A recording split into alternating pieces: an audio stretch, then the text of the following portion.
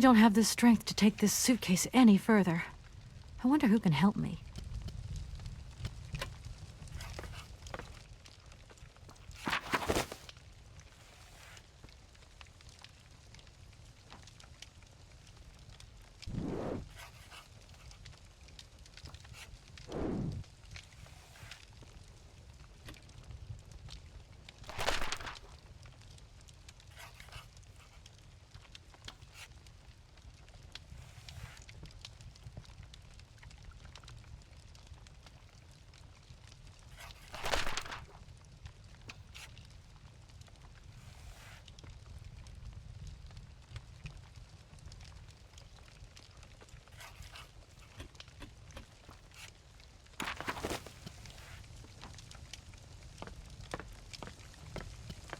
I shouldn't leave my luggage here.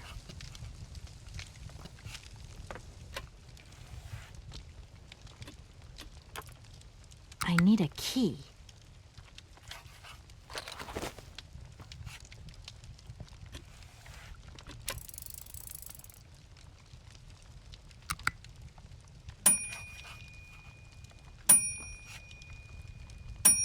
Okay, I'm coming.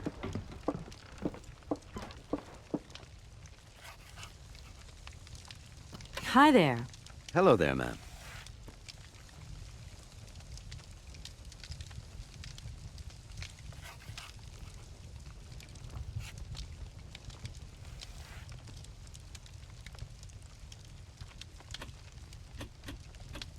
I would like a room. My company should have made a reservation in the name of Walker. The company is Marson and Lormont Associates. The name is Kate Walker. Of course, Miss Walker. You are in room 6 on the next floor up. Thank you. Could you possibly take my luggage up, please? Your luggage? Why, of course. Please do excuse me, Miss Walker. We have been neglecting our duties. Guests are so rare these days that we forget our manners. So you're the American woman? Is it true what people say? That you've come to buy the factory? Not factory. Anna's house. Hans' house. Excuse me? Would you quiet down, you mischievous little boy? I imagine our little town must disappoint you. You see, today is very sad for us. It's a day of mourning. Today is the funeral of Miss Anna. Momo sad, but Hans not dead. Hans long way away. Anna told Momo. Anna liked Momo very much. That's enough, Momo. Stop pestering the lady. Now go on, scram. Get out of here, you hear?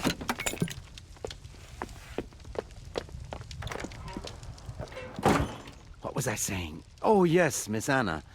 Such a great loss for Valle-de-Laine, it really is. Because now that she's dead, the factory'll close. But you're here to stop that happening, aren't you? Our future is in your hands, Miss Walker. What? Anna Voralberg is dead?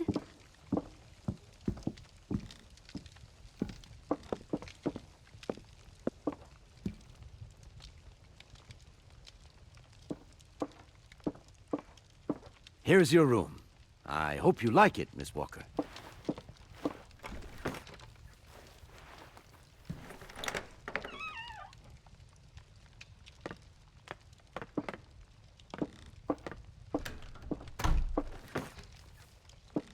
I'll leave you to rest for the time being. You must have a lot of work to do. You know, the takeover of the factory is very good news for us here. It would make us very happy to see life return to our valley. If only you had seen Valle-de-Laine before. It was delightful. People came from all over the world to buy Voralberg automatons. Ah, somebody has left you some mail, I see. Remember, if you need anything at all, we're not far away, Miss Walker.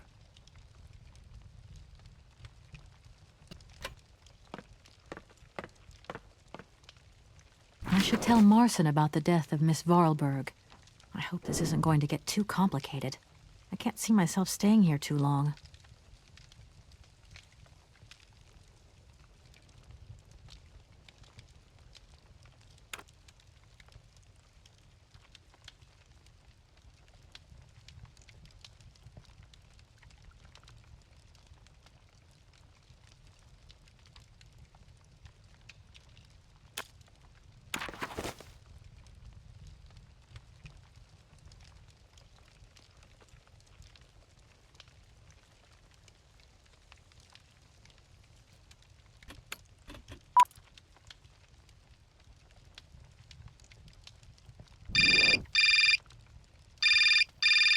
Marson and Lormont, how can I help you? Can you put me through to Mr. Marson, please? It's Kate Walker. Hold the line, please.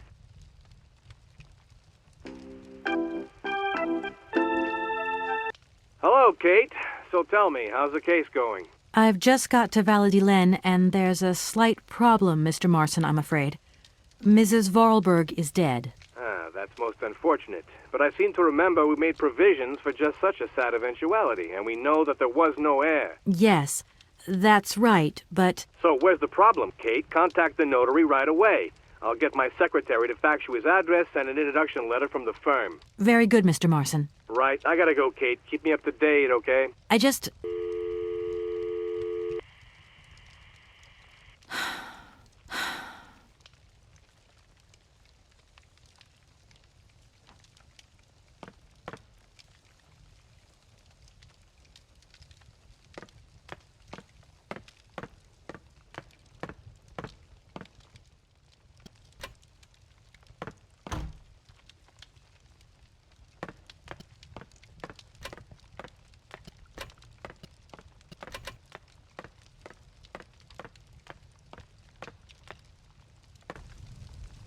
I'm back again.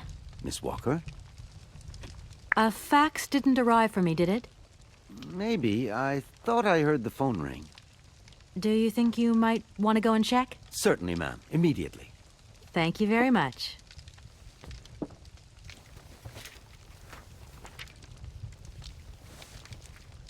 Thank you. At your service.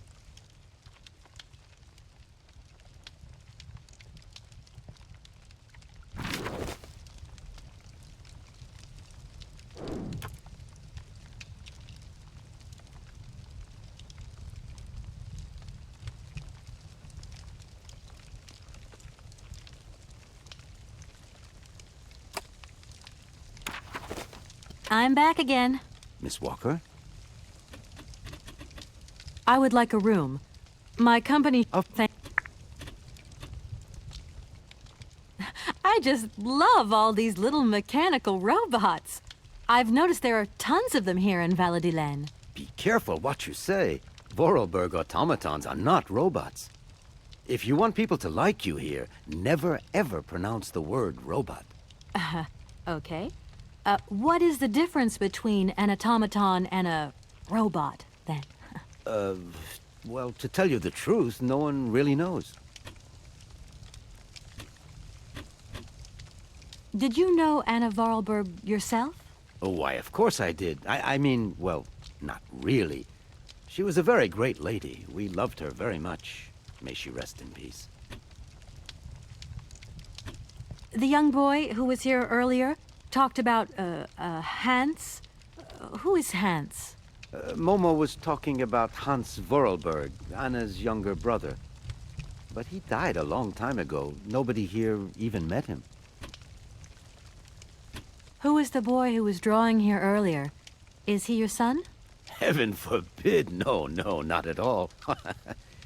He's not a bad boy, no. Momo is just a little simple, that's all. What is his connection with Anna Voralberg? Momo is what you'd call the village idiot, and Anna took him under her wing. He must have reminded her of her younger brother, no doubt. And birds of a feather stick together, don't they? You're implying that Anna Voralberg was a little bit slow as well?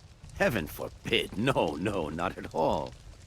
She was a real loner. She kept to herself, that's all. I'm gonna go look around Valladolid. See you later. As you like, miss.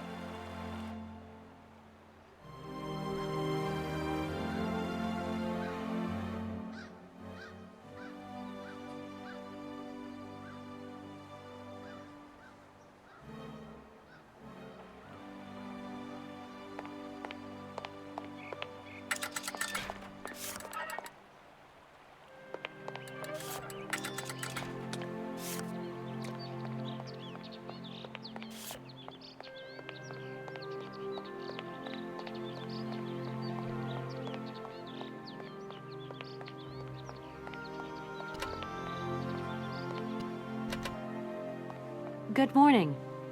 Are you open? Can I buy something from your bakery? No, afraid not. Not possible. We're closed. I can wait a while. You can wait, but we're closed all day. Day of mourning. I'm sorry. Please accept my condolences. Don't worry about it. Because of Madame Voralberg's death, all the shops are closed. Mayor's decision. Try tomorrow. Tomorrow I won't be here. That's a pity.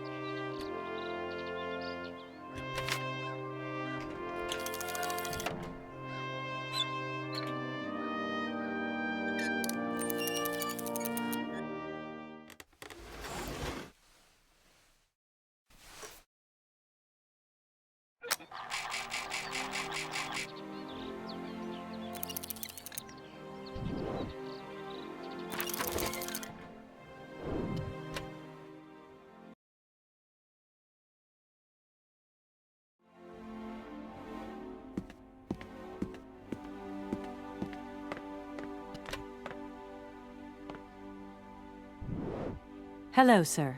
Miss Walker, I presume. Have you had a good journey? Everything went very smoothly. Thank you. Do take a seat, Miss Walker, please.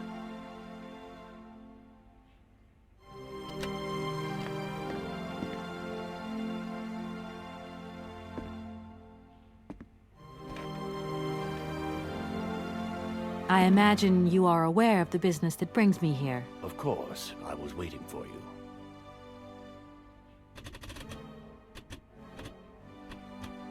You don't find it suspicious that Madame Voralberg left us so suddenly? I would have loved to have met her. Her death took us by surprise. She still seemed to have so much life left in her. Anna Voralberg was not only one of my most faithful clients, she was also a very dear friend.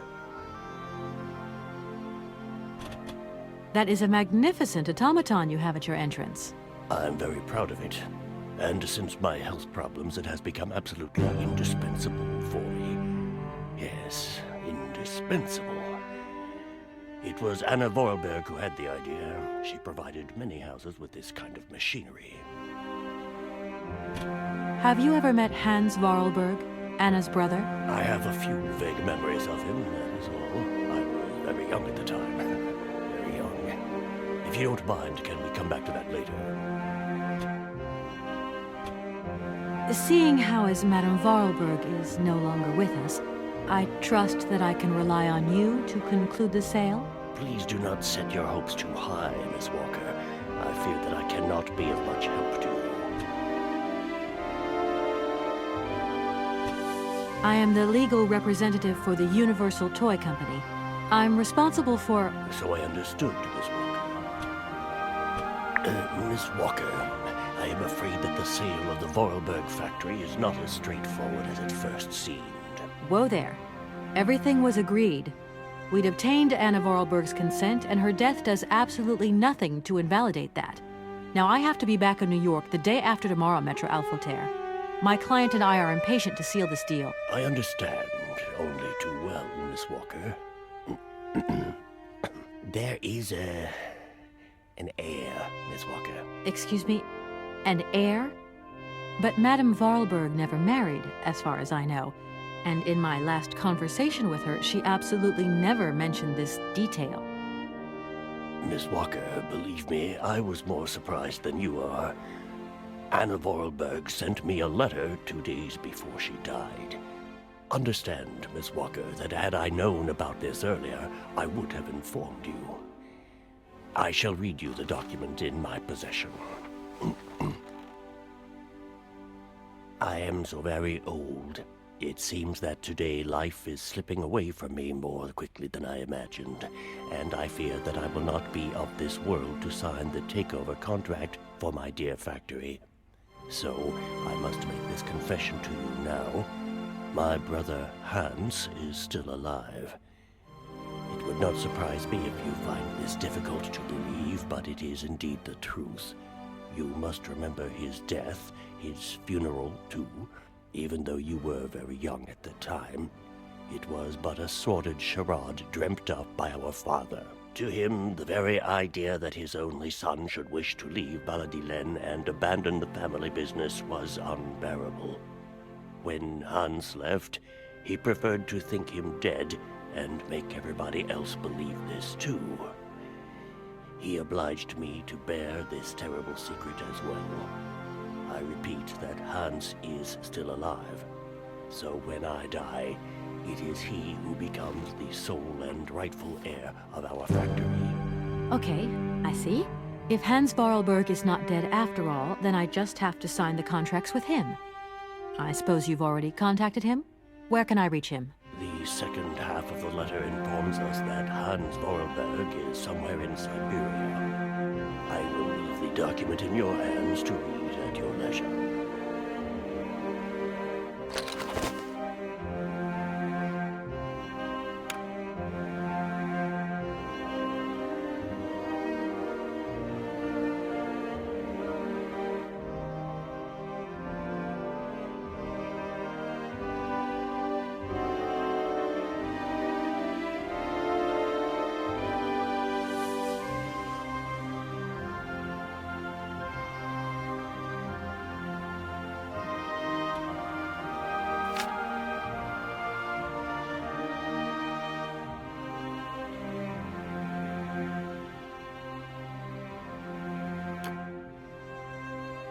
Anna Voralberg had no further information to add? Unfortunately not, Miss Walker. I have told you as much as I know. The situation in legal terms is now clear. If you want to conclude this sale, you have to find Hans Voralberg. Apparently, there is a body lying in the town cemetery. There also seems to be some ghost wandering around Siberia. It seems you have your work cut out for you.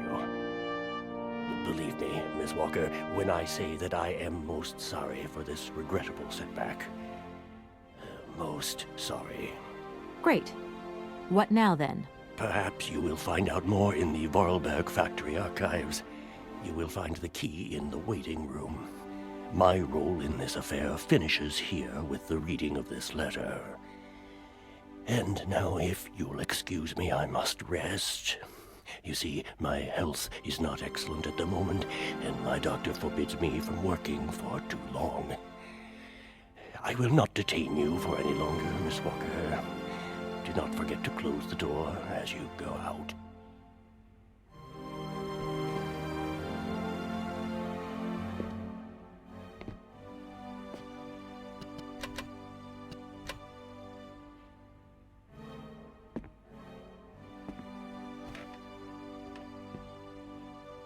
You know as much as I do now, Miss Walker. I wish you good luck.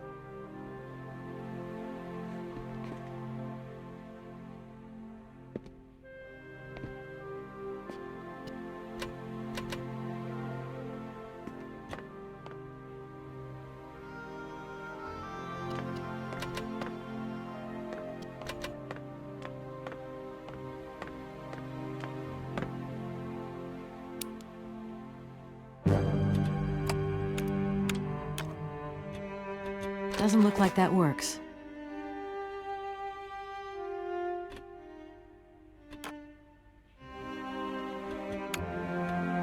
Doesn't look like that works.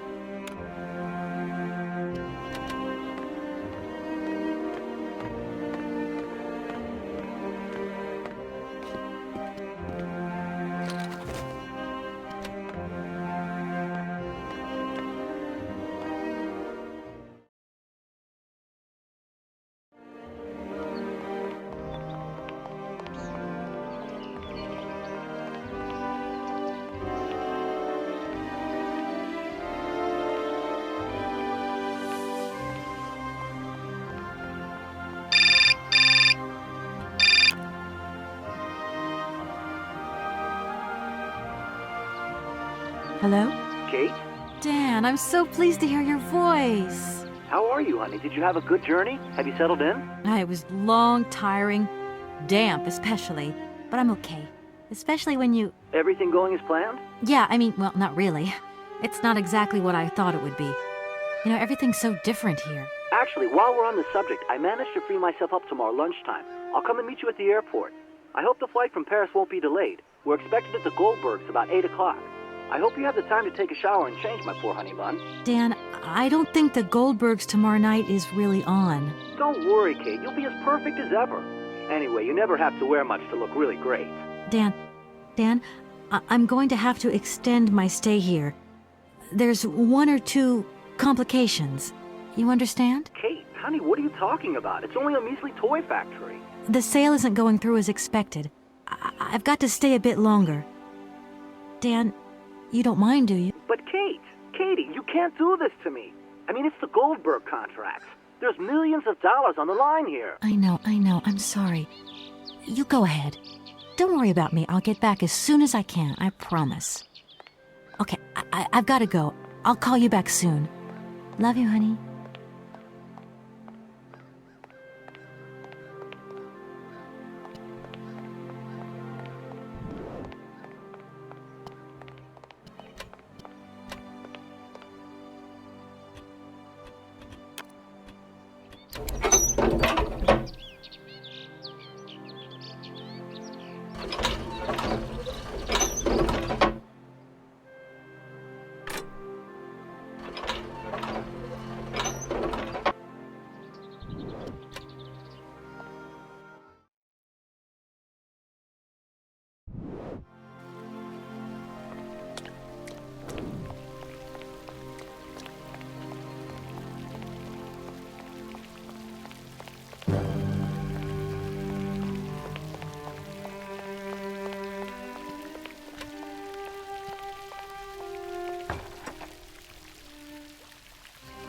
The door's locked, but I've still got to get in there.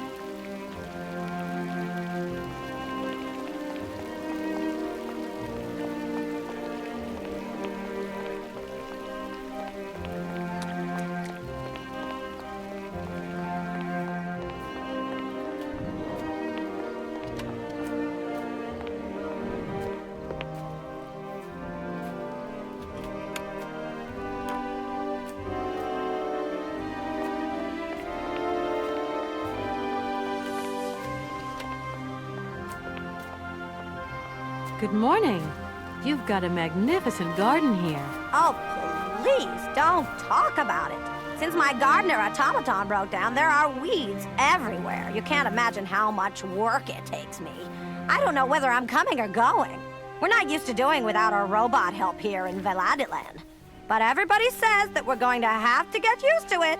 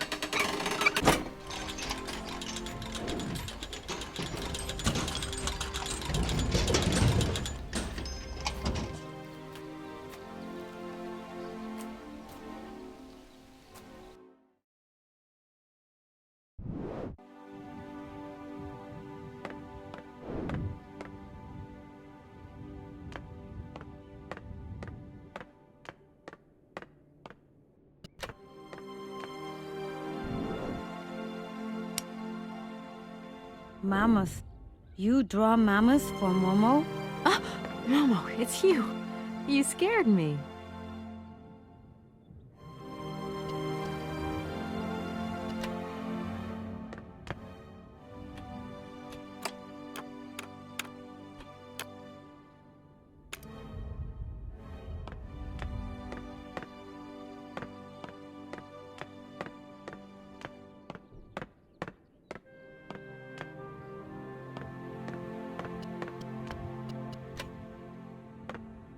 What are you doing in here? Momo want mammoth picture. like Hans' picture. Sorry, I haven't got a picture of a mammoth with me. Take paper and pencil and draw a mammoth for Momo.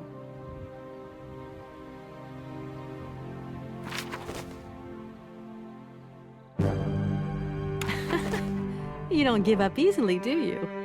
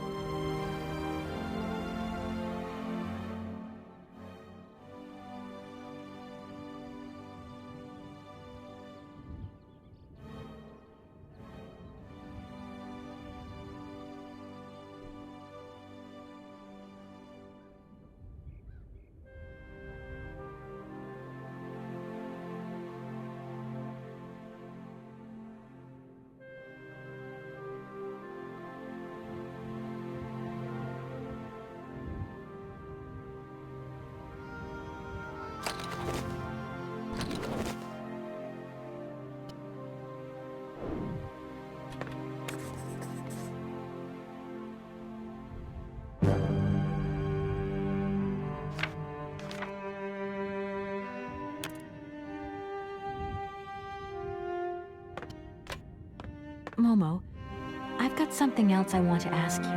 Momo listening. Momo?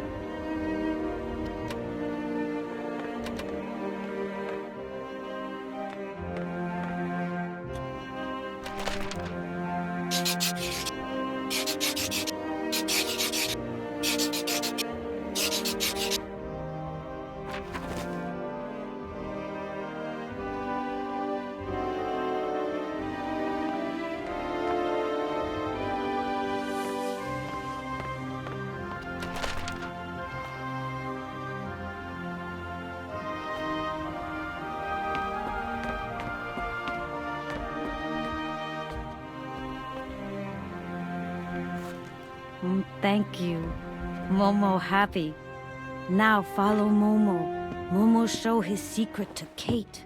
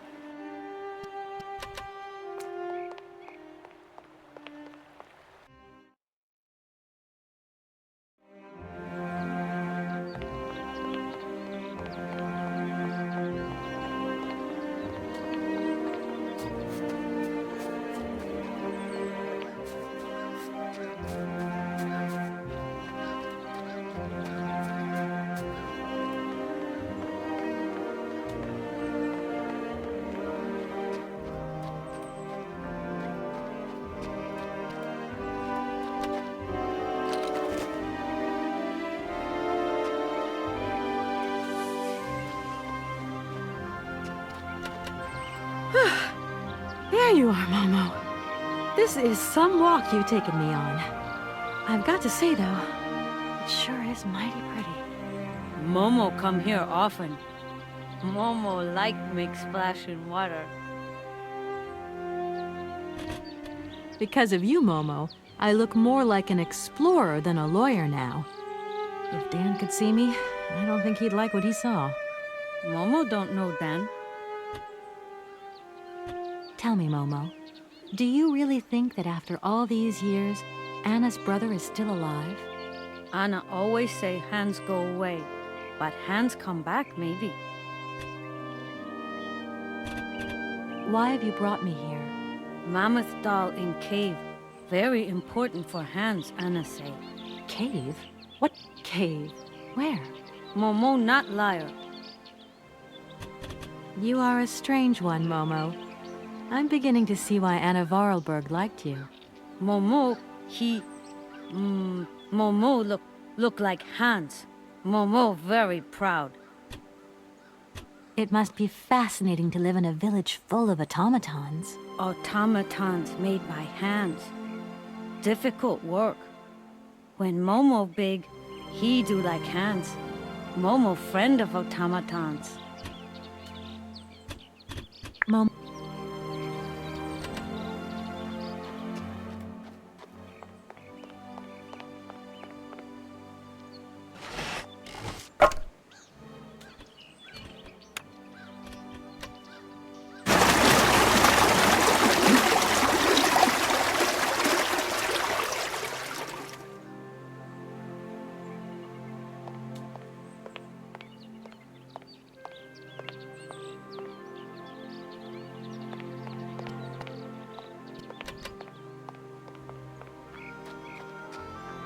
Momo, I've got something else I want to ask you.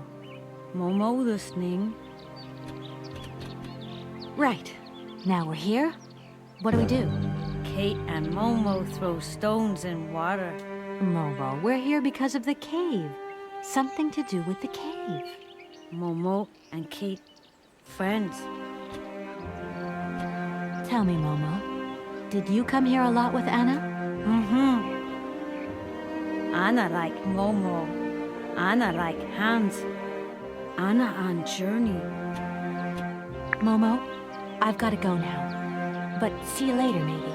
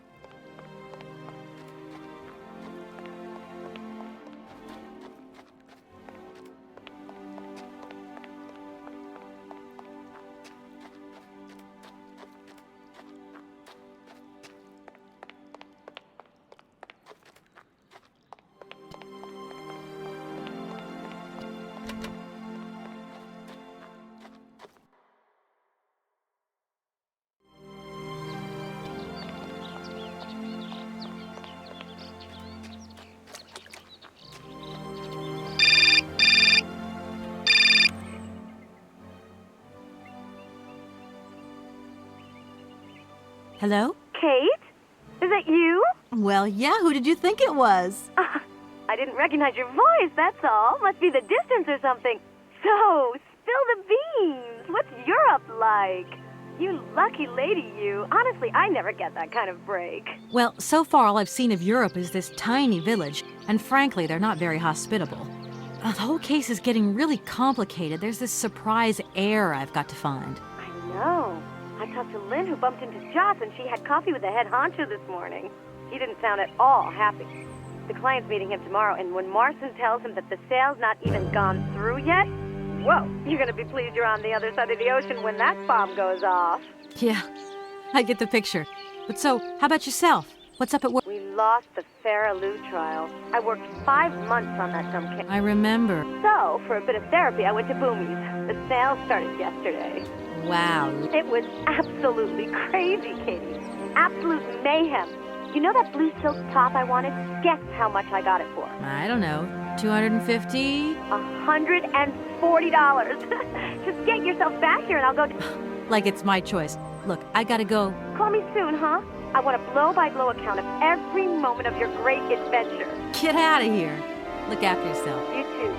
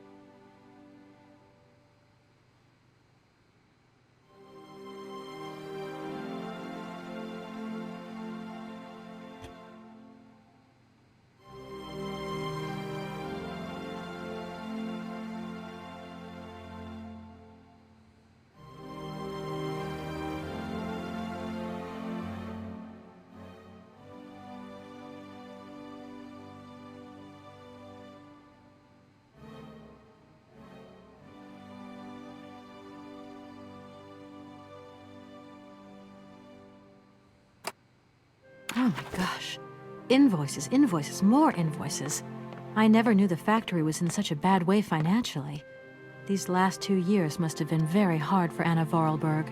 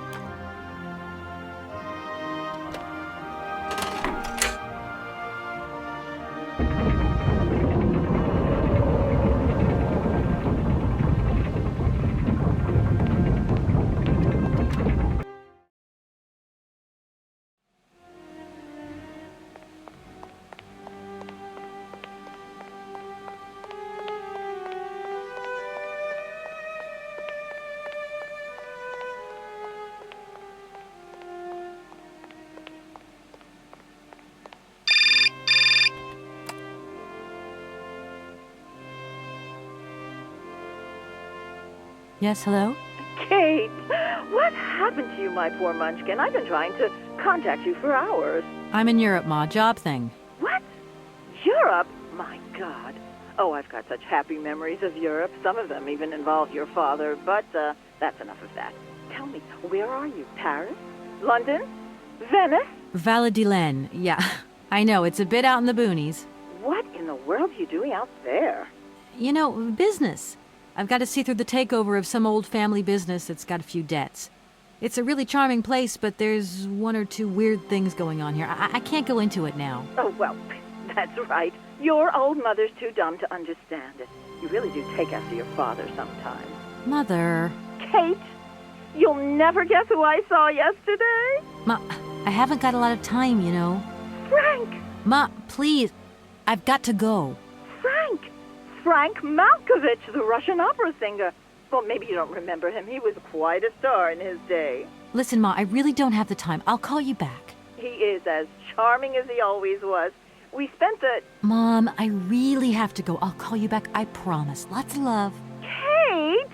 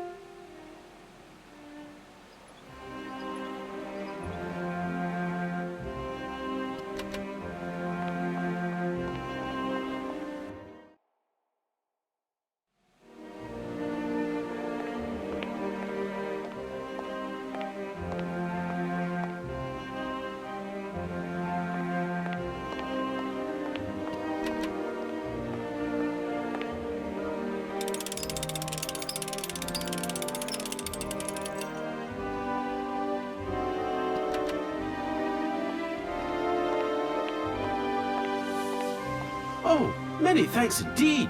I am most embarrassed for you to see me like this. I lack a certain completion.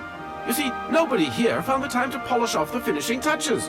Honestly, these days, we really have lost the art of good workmanship. Yeah, maybe. With whom do I have the honor of speaking? Could you please state your identity, articulating clearly? My name is Kate. Kate Walker. Allow me to introduce myself. I am Model XZ2000. My common name is Oscar. I represent the technological zenith of this factory's production. I have been designed to drive a locomotive. A touch messy, but an essential task. Have you logged my first and last name? Perfectly. Kate Walker. Pleased to meet you. Me too, Model XZ2000. Please, all my friends call me Oscar. This fad for cryptic names is such a bore. Could you imagine being called by your passport number? I suppose not, Mr. Oscar. Sir. Do you know where I could find the factory paperwork? I cannot reply to this question with precision. Try Anna Voralberg's office above the machine floor. As bizarre as it may seem, I have the impression you are the only person who can help me. I very much doubt it, Kate Walker. Why do you say that? What good am I without appendices, I ask you? Does the name Hans Voralberg mean something to you? Of course, he created me. But I'm sorry to say that I am yet to meet my maker. Have you any idea where he might be right now? No, Kate Walker, but I am sure I would experience great metaphysical satisfaction in his presence. You said you were a train engineer? What train would that be? But Kate Walker, you have not seen the magnificent train waiting at the station? And where is that train going, Mr. Oscar? The train is going far away. Very, very far away indeed. Are you taking any passengers? My duty is to drive the train. Above all, to avoid delays. An engineer prides himself on punctuality. I will agree with you, though, Kate Walker, that a train without passengers is hardly a train at all. You haven't answered my question. For further details, please consult Anna Voralberg. You are a very strange robot. Automaton, if you please. I'm sorry. I didn't mean to offend you. Automatons have an additional soul auxiliary, you understand? I think so. Has it been a long time since you last saw Anna Voralberg? 72 hours, 32 minutes, and 20 seconds to be precise. This regrettable absence explains the delay in my production process. Anna Voralberg is dead, Mr. Oscar. What do you mean by the notion of death, Kate Walker? Broken. Disactivated. Worn out. Damaged. Unplugged. Oh, that really is most bothersome. I'd rather counted on finishing my production. Can I be of use to you? Why, you certainly can. I absolutely must have my feet. My hands are Model XZ2003. My feet are Model XZ2005_B. Be careful. The Model XZ2005_A has evidenced some rather embarrassing performance failures. Like bugs? Automatons do not have bugs, Kate Walker. They simply display functional idiosyncrasies. I'm sorry, I didn't know. What do I have to do to get you a pair of feet? Use the assembly line to construct them. You will need a production punch card, on which is recorded my body design data. Here is my own punch card. Okay, I'll give it a go. Thank you, Kate Walker. Oscar, I am delighted to have met you. See you again soon, I hope. Yes, Kate Walker.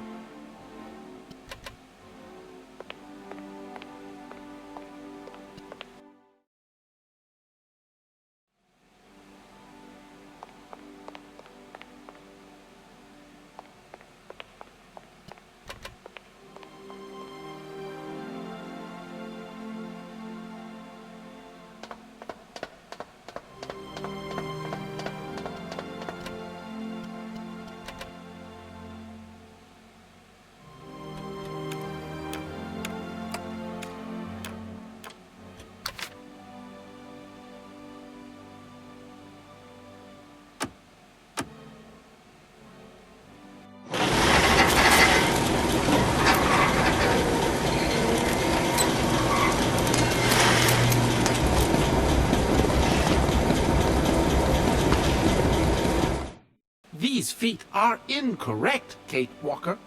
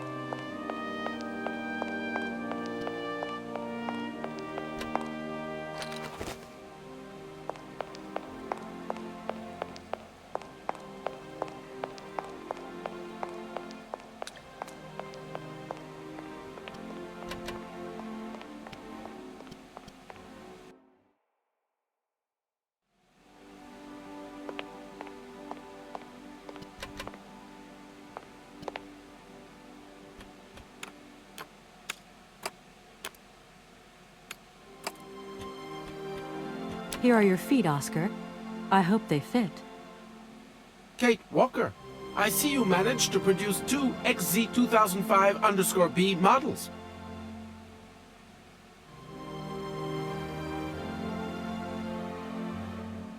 Allow me to express a real feeling of joy, Kate Walker. They really suit you.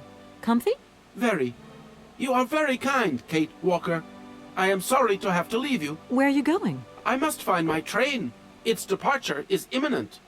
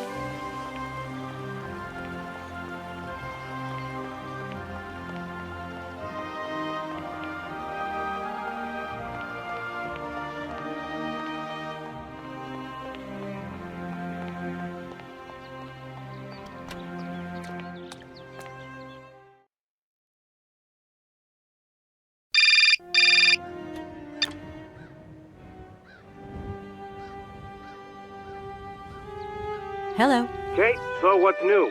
We've got a problem, Mr. Marson. What problem? Come on, Kate, don't beat around the bush. There's maybe an heir. What? Hans, Anna Voralberg's brother. Looks like he's still alive. We can't buy the factory without his consent. What? What is this? Where's this mystery brother come from? And more to the point, where is he? What did the notary say? Nothing. I mean, nothing else. You know, sir, it's an odd town here. Everything's odd. The people, things. The situation's not straightforward. I have a small bit of research to do. Listen to me, Kate. Universal Toys is one of our biggest clients, and I don't care how weird that town is. All that matters is that you do not set foot back in New York before you've tied up the deal. Get the picture. Yes, Mr. Marson. You can count on me. Darn it! Darn it!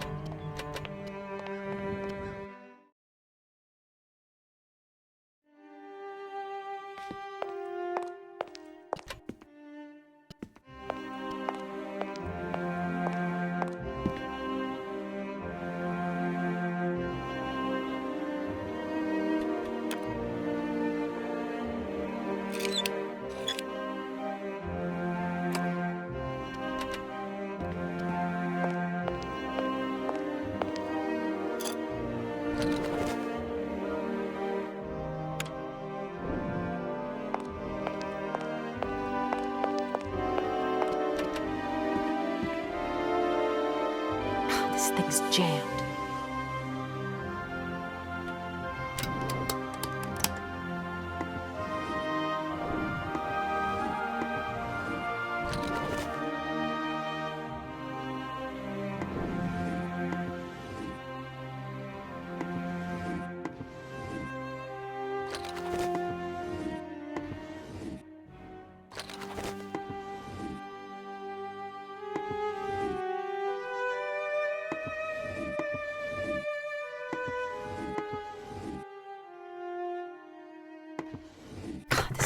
This thing's jammed.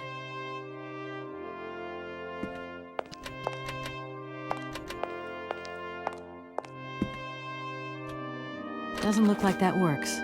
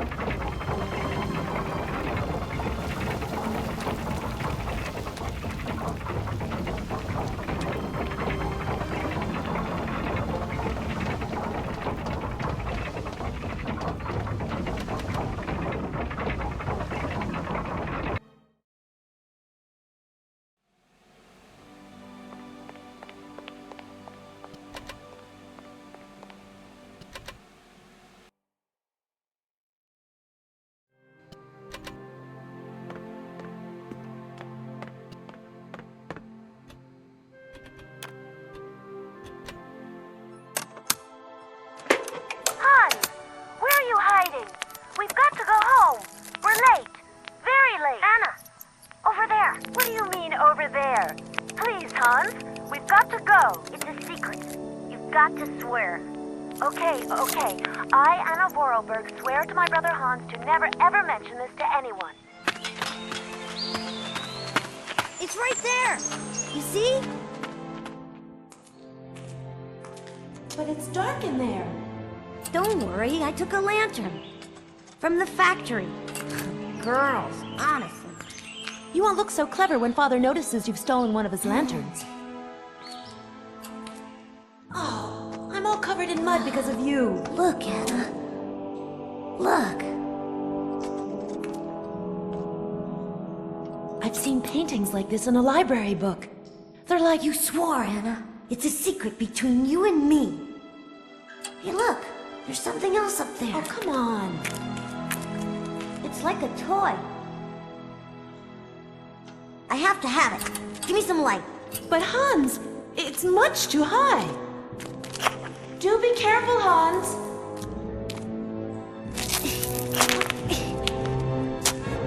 Hans, be careful.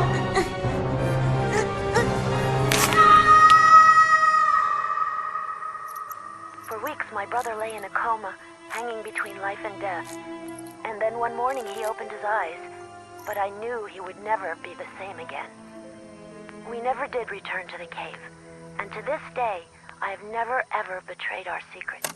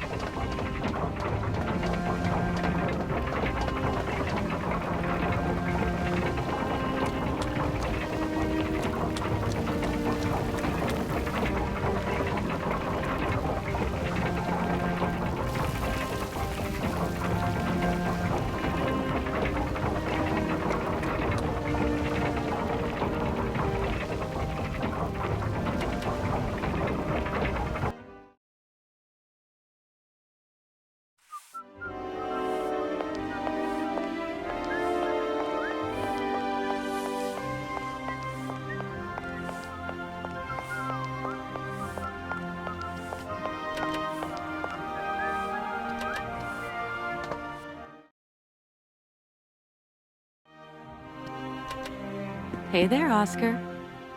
My functions do not permit me familiarity, Kate Walker. Even if you are my first and only passenger. Me? Your passenger? Yes, you, Kate Walker. Is it not for that reason you completed my production process?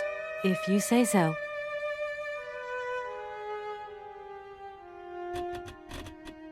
Did you hear Anna Voralberg talk about a mysterious cave? No, Kate Walker. I have decided to come along for the ride, Oscar. Ready when you are. Your ticket, please? My ticket? What are you talking about? The rules clearly state, Kate Walker, every passenger of this train must possess a ticket. Okay. And where do I get hold of a ticket? Only the ticket vendor may issue tickets. You are in luck. The ticket office must be open now. You should go there immediately.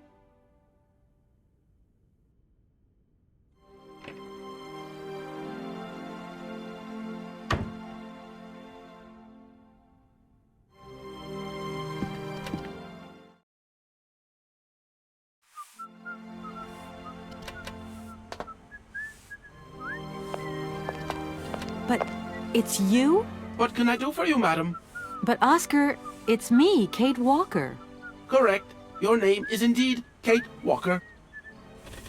What can I do for you, Kate Walker? A train ticket, please. Why, do you sell anything else? The only function of this ticket office is to issue tickets. You are requested to accelerate operations. The office closes in exactly 3 minutes. What can I do for you? A ticket, please. One ticket? Yes. One ticket. What is your final destination?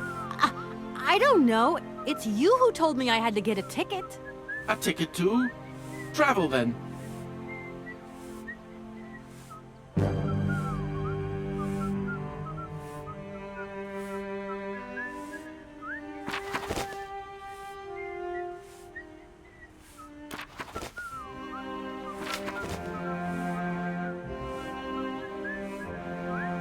There you are.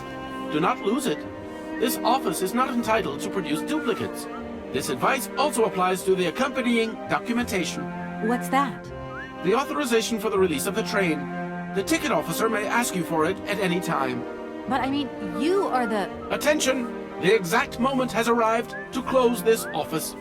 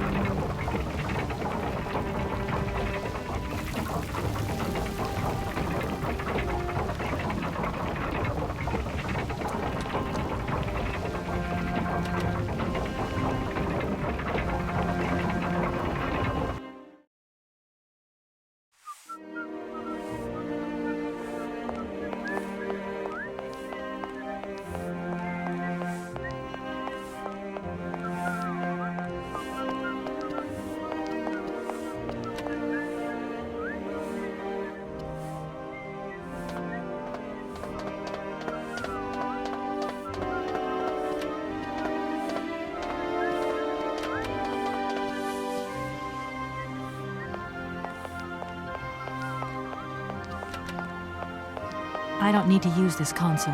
Not yet.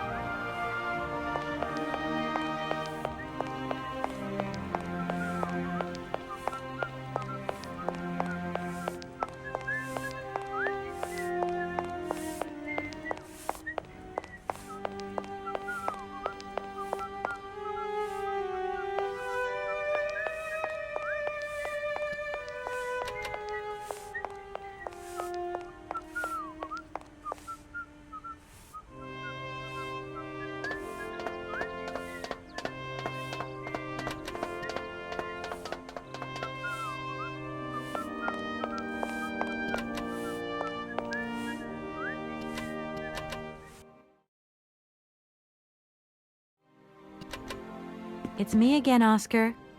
Hello, Kate Walker.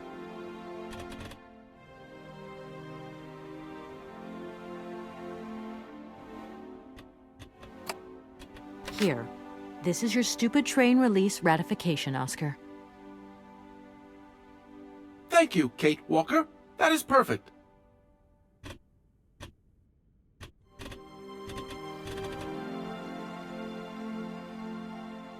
There you are, Oscar. Does this mean we can leave now? I cannot accept this ticket for the moment, Kate Walker. Keep it. I don't understand why we can't leave. I'd hate to think it's me that's delaying the train like this.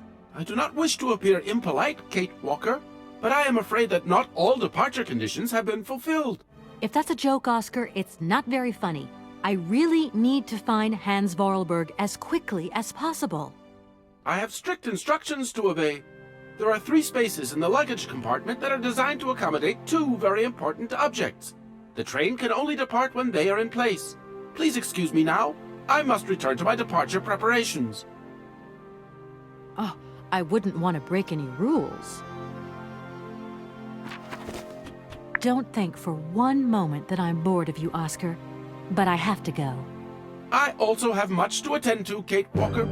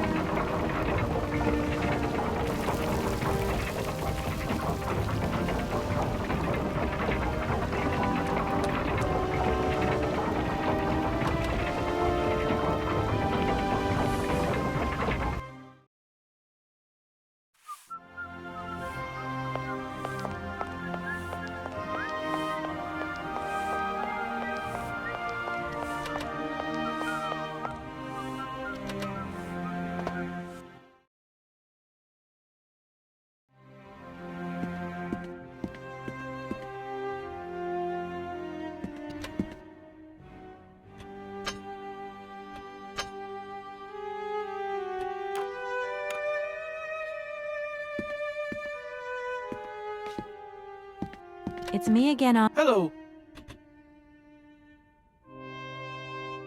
There you are, Oscar. Does this mean we can leave now?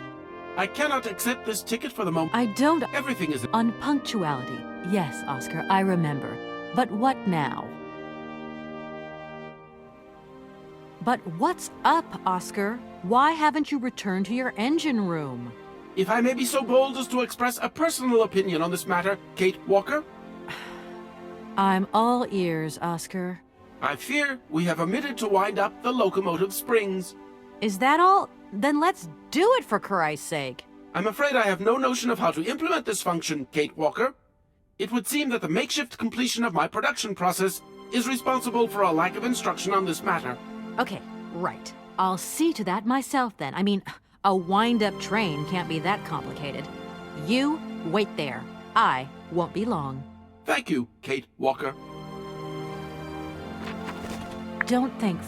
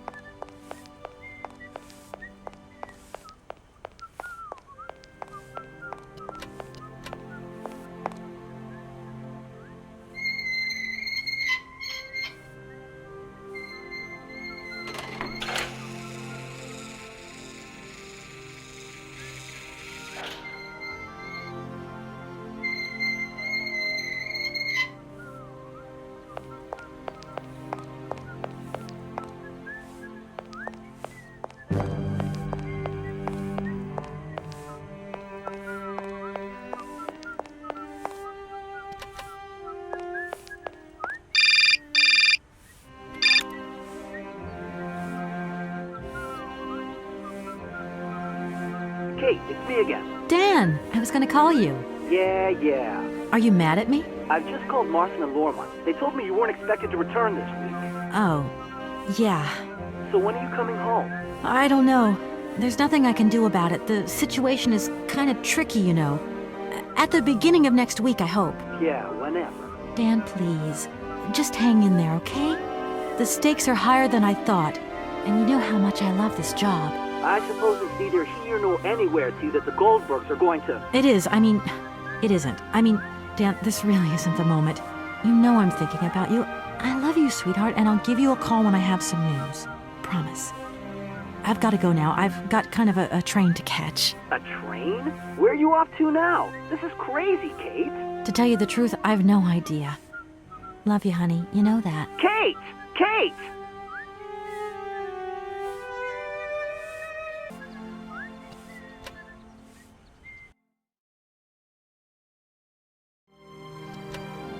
It's me again, Oscar. Hello, Kate Walker.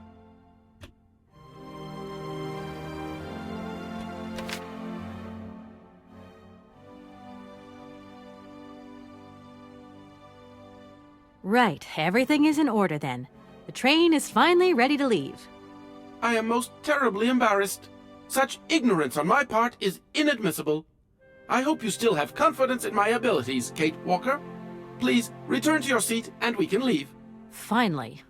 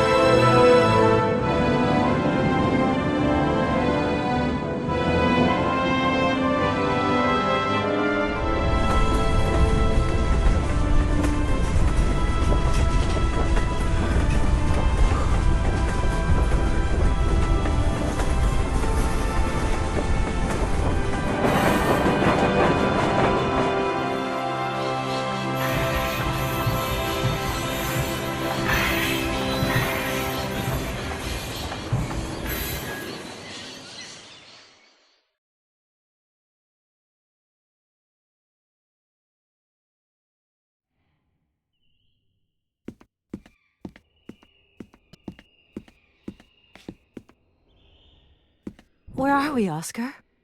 At the halls of residence of Barockstadt University. And do we really have to stop here? The situation is incompatible with the pursuit of our journey. What are you waiting for, then? Wind them up. Find a way. There must be some sort of train winding thing just laying around in this weirdo station. I have seen nothing that fits that description, Kate Walker. I guess we'd better find out, then. I do not like this station.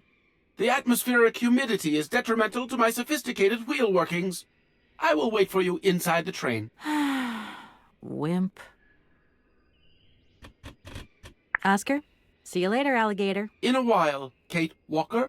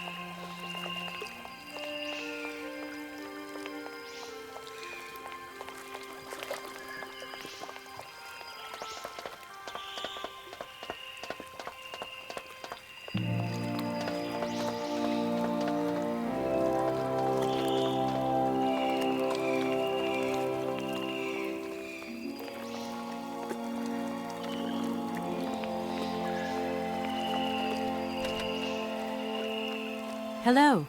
You're on my train, I see. Yes, I've come from Valladolid. It's been a long time since I've seen a train here. Students, did you bring students with you? No, I traveled alone. Well, almost alone. I remember around the start of fall, trains would bring kids from all around the world here to study zoology and botany, paleontology, and all that stuff. This was a great university. And it isn't still great today, then? Today? Well, The name Hans Voralberg doesn't mean anything to you by chance, does it? Oh, do you really think I'd remember one little name from the thousands that passed through this station? I feel like I've lost my way a little here. I could really do with your help. Hey, anything I can do, miss, you just let me know. Have you been the station master of Barockstadt for a long time? I've never had another job. Now, you tell me, are you in charge of this train? No, I'm not sure. So what's your thing here? You come here to do some bookworming over at the university? Well, sort of. I'm always looking for new information. Well, you don't seem to know a lot. And about that train, it's gonna get in the way if you leave it there, that's for sure. In fact, I'm a lawyer and I'm conducting a pretty unusual investigation. Investigation, huh? I'm just a station master. I don't know too much about anything. Well, you never know. Anybody could be significant in this case. See, nobody actually tells me anything, so my hands are totally clean. I never implied they weren't. You don't know where I might find equipment to wind up my train springs, do you? Not in this station, that's for sure. And I would know. You might want to try near the wall. So, thinking of staying for long, miss? No. I don't know, actually. 1 or 2 days tops.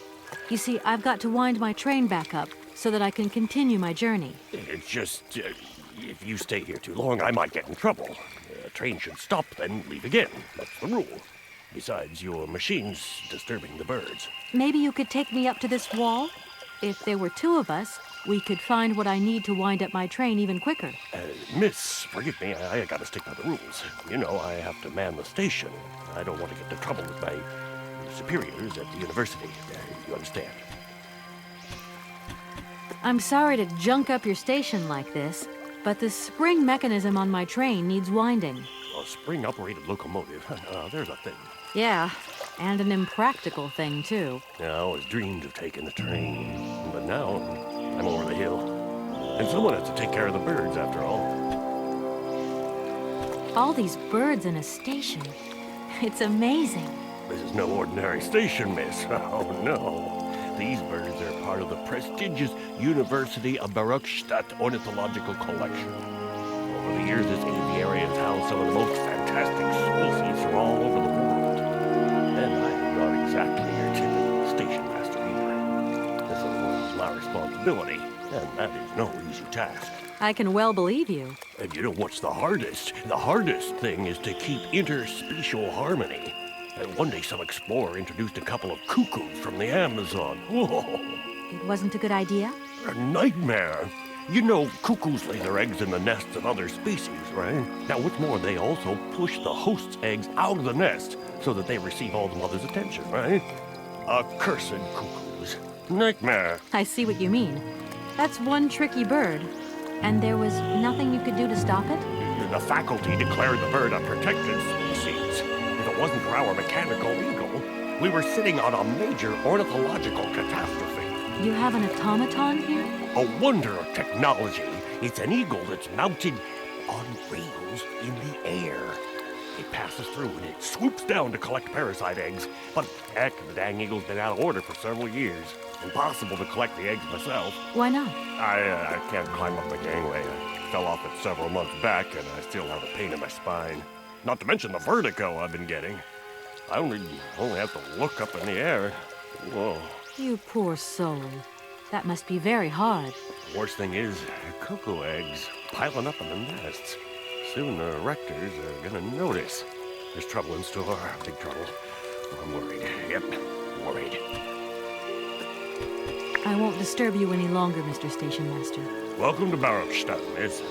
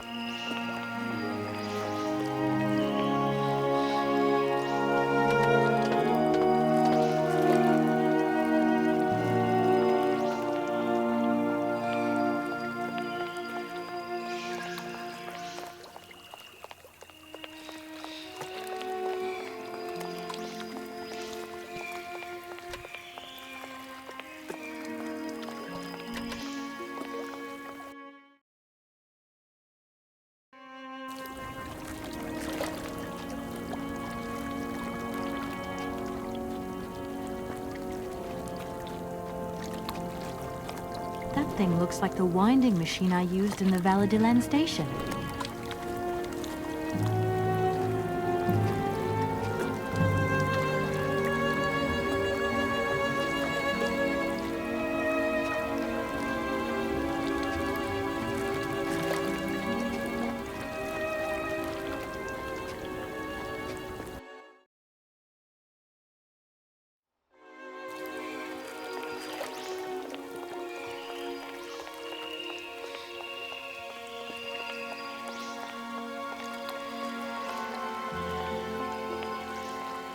Kate Walker! Kate Walker! Come over here, please! I have something to say to you!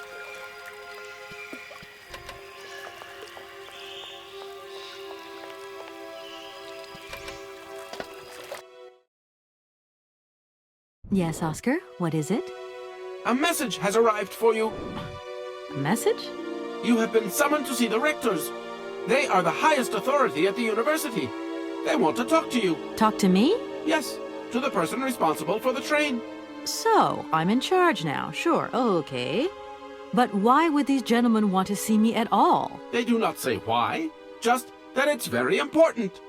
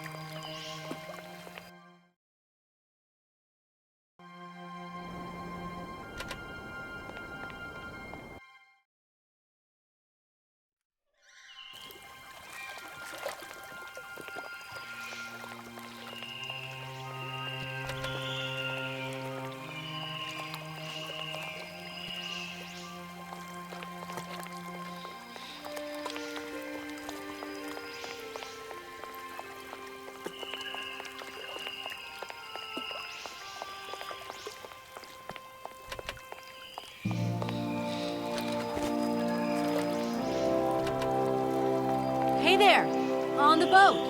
Guten Tag, schöne Mademoiselle. My husband say, hello, young lady. You want to talk to us? I have a little problem with my train. It's kind of broken. I've absolutely got to get it out of the station. Do you think you could tow it over to the wall with your barge? Lock closed. Barge blocked. But if the locks were open, would it be okay to tow my train then? Por qué no? More money for that work. It's possible. My husband say we help you if you give money. Right. And how much do you want? Cinquante. He want $150. $150? I don't have that much. No money, no barge. Let me offer you 75. Nay, $125. Out of the question. $100 and not a dime more. Correct. You have barge for $100. Great. Now, don't move. I'll be back as quick as possible with the money. You must really get to see the countryside. Do you know New York at all? We not understand. I'm looking for a funny little man who was supposed to live in Siberia. Can you imagine that? Siberia. I expect you've already been there. Ci vraga come to Siberia? Siberia? No. Too cold. Barge no break ice. I'll leave you to it. I won't disturb you again. До свидания.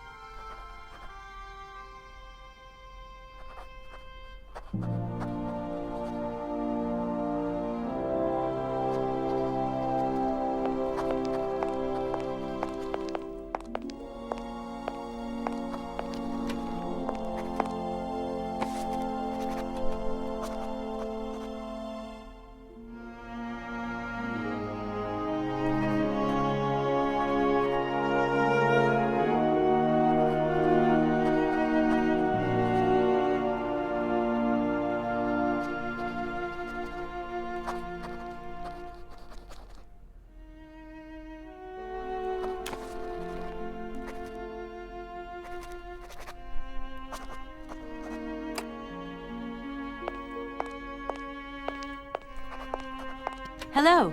Shh, don't talk so loud. I'm sorry, but I was wondering if you could help me. Can't you see I'm very busy? What are you looking for? None of your business. Now, if you don't mind, I am trying to concentrate. I haven't got a lot of time left before Professor Pons' next tutorial. Professor Pons, you say? Would you mind working elsewhere, please?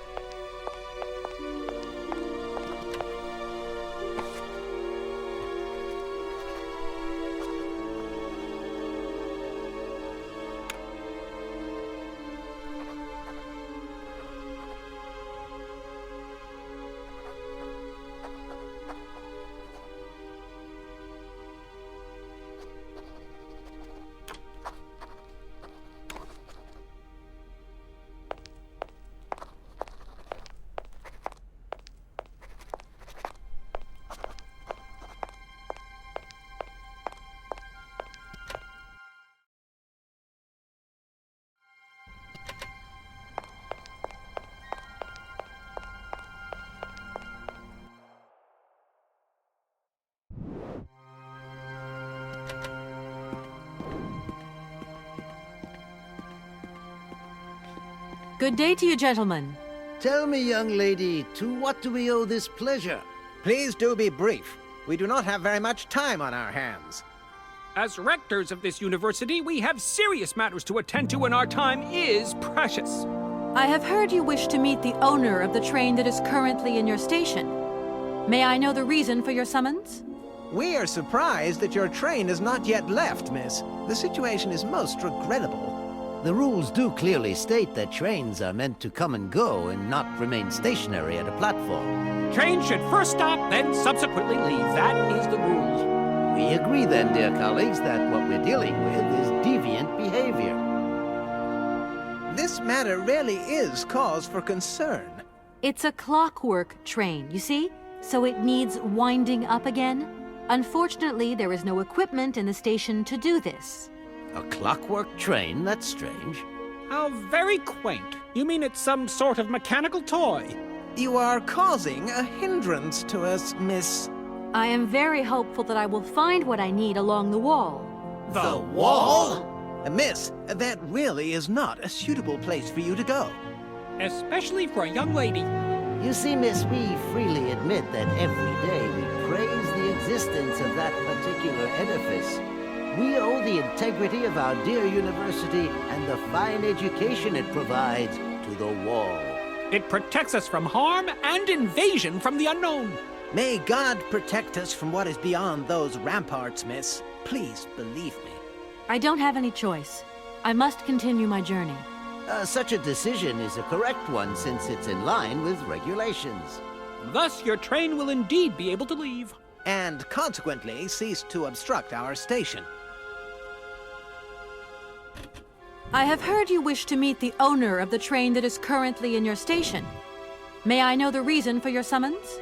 We are surprised that your train has not yet left, miss. The situation is most regrettable. The rules do clear. Train should first stop, then You wouldn't know if there is any Forest Sauvignon here in Barrackstadt, would you? Absolutely. When he says absolutely, he means, of course, absolutely none. What we mean, of course, is that we are absolutely positive there is no Forest Sauvignon here in Barrackstadt. Really? Are you sure? Because I read in a book that Barrackstadt possesses a number of plants. I wouldn't mind getting a hold of some if possible. Out of the question, miss. The assistant rector means to say that our priority is for you to remove your train from our station. Your research will have to wait until your next stop. Yes, that's right. Your train must leave the station immediately, so please refrain from wasting our time in needless visitations. Don't forget the regulations, miss. Don't forget them. Trains should first stop, then subsequently leave. And quickly! Some sailors have agreed to tow the train, but I don't have enough money to pay them. I was wondering if you could help me out. For a while. I could work for the money. Please wait, miss. We have certain confibulations to attend to. That is right. We must confibulate between ourselves. A collegiate decision must be taken. I hope that we are not indisposing you in any way. Why not? If it helps us get rid of that train. My word, that is a fine idea. What do you have in mind, gentlemen? When you arrived here, you must have noticed a splendid bandstand which honors the main university courtyard. A unique piece of mechanical craftsmanship which no longer works, alas. Why, yes, we have very moving memories of its melodies. We're prepared to offer you a financial reward if you can set it working again. With pleasure. What do I have to do? Unfortunately, my dear, time and rust have taken their toll on this university, and our automatons no longer have a spring in their step. You are going to have to be resourceful. To tell you the truth, there are a number of complex mechanisms here in Barrackstadt, and it would appear that we have unfortunately lost their operating instructions. Your train, however, is an extremely ingenious invention, so you should be no stranger to complex mechanisms, should you? We are therefore counting on your ingenuity, miss. I hope that I can show myself worthy of your faith in me, gentlemen. Well, my dear colleagues, one more university matter nicely tied up.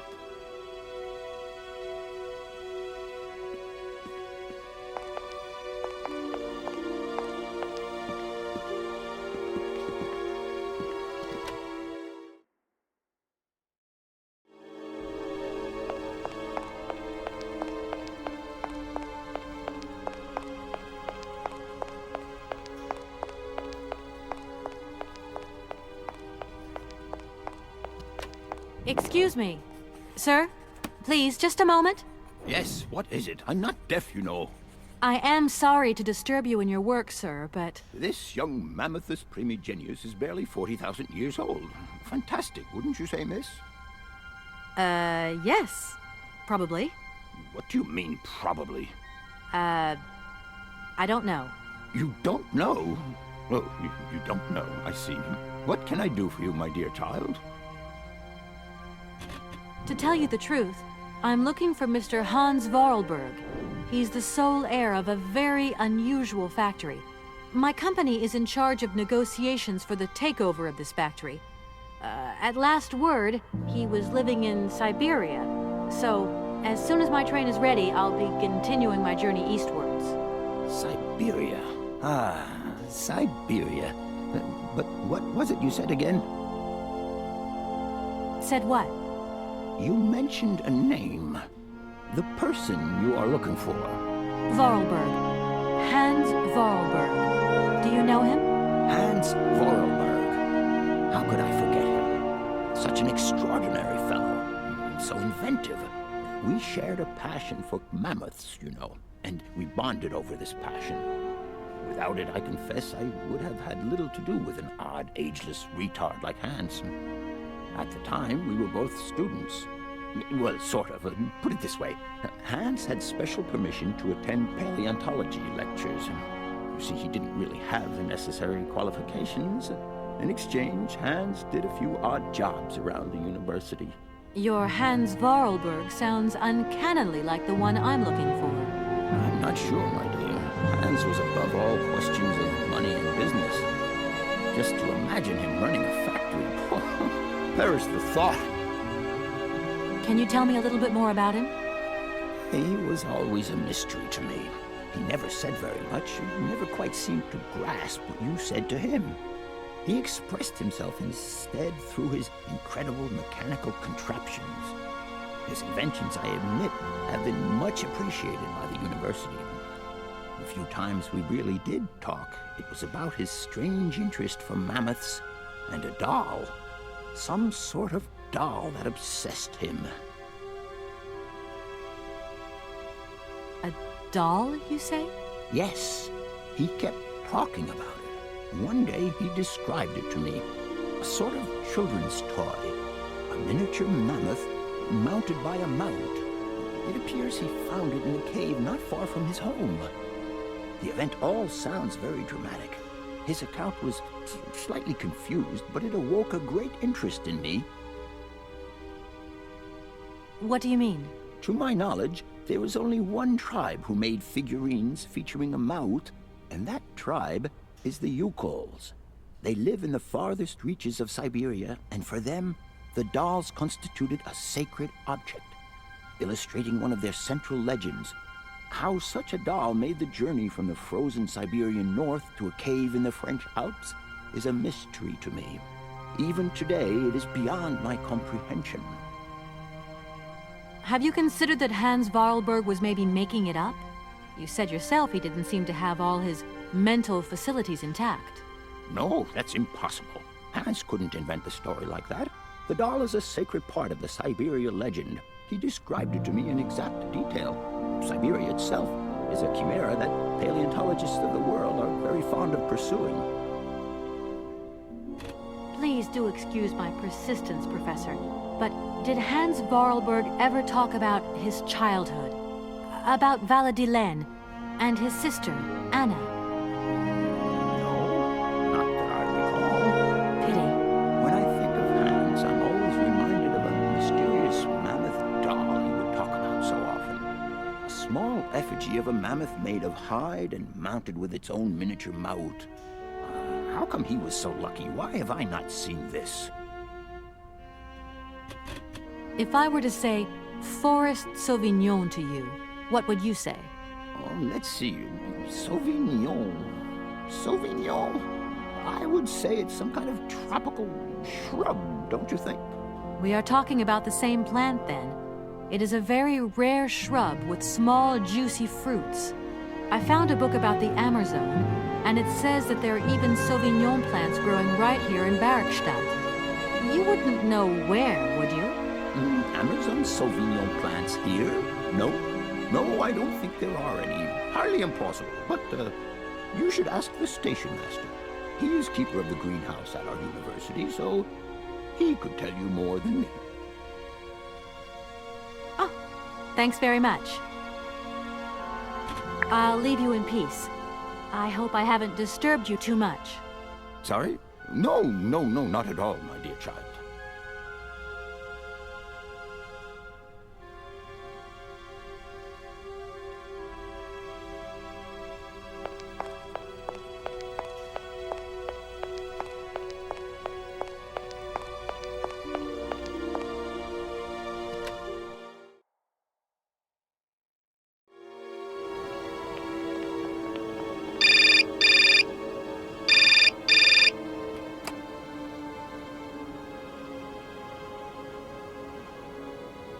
Hello? So, you got him then, this air? Ah, it's you, Mr. Marson. Good day, and how are you, sir? I'll feel a whole lot better when this whole business is over and the sales contract is signed. Where the hell are you?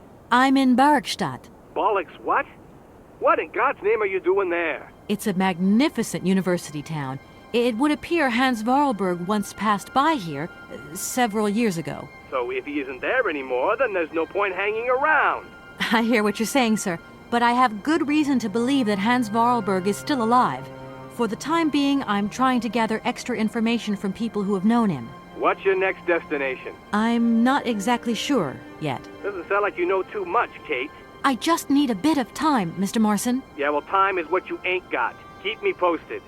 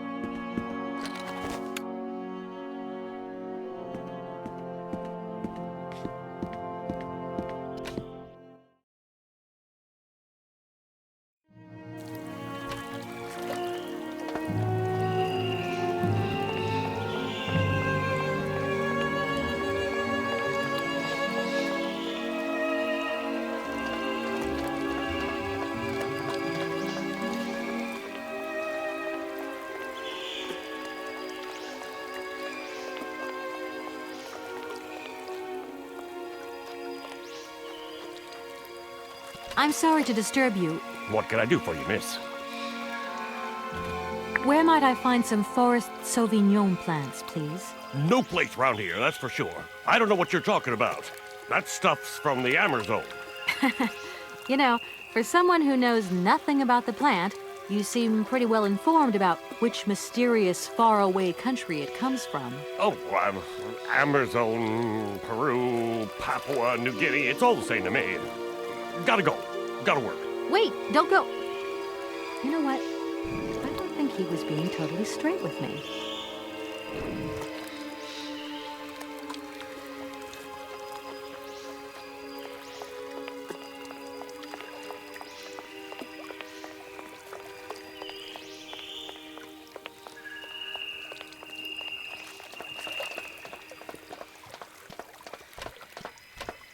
Excuse me, Station Master, but I need you again.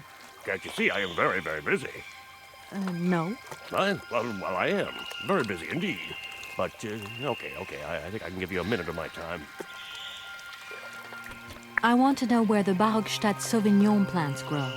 But I already told you, I don't know what you're talking about. I just talked to Professor Pons on the subject, and he sent me back to talk to you. Strange, don't you think? The professor told you to come and see me about Sauvignon berries, but you can't do that. I mean, I don't know anything about them. All your questions get on my nerves, and please leave me alone. As you wish, but I really do have the impression you're hiding something from me.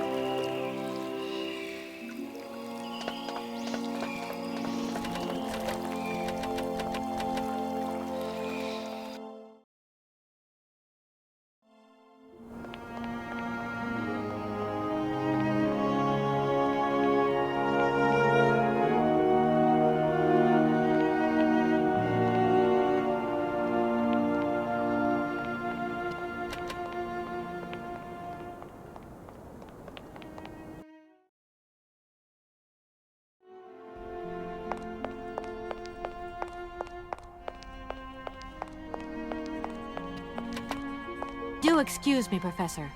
Professor, sorry to disturb you again. What is it you want to know, miss? Please do excuse my persistence, Professor. But did Hans Voralberg ever talk about his childhood? About Valadilene and his sister, Anna? No, not that I recall. Pity. When I think of Hans, I'm always reminded of a mysterious mammoth doll he would talk about so often. A small effigy of a mammoth made of hide and mounted with its own miniature mouth. How come he was so lucky? Why have I not seen this? Professor, I have brought you something that should be of interest to you. Look. What have you got there, then? Let's see. An effigy of a mammoth. But this is Hans' doll, is it not? Yes, of course it is. How on earth did you... Oh, my God. It's in my hands. It exists. It really exists. Please do excuse me. I'm deeply, deeply moved. You see? Your Hans and my Voralberg heir are one and the same. This is incredible. After all these years, how can I ever thank you, my dear? Oh, I must waste no time. I'm off to my laboratory. I must study this carefully. May I borrow your treasure a moment? Well, actually, Don't worry, miss. I will take the greatest care of it. But I need to study it. You see, it has such importance to me that this very afternoon I shall deliver an impromptu lecture to my students about this very object. If you are interested in Hans Voralberg, then it is essential that you attend. Do you think so? Obviously. Give me your telephone number and I will call you the moment my lecture begins. I will return you your doll at the end. You have my word. In that case, see you later.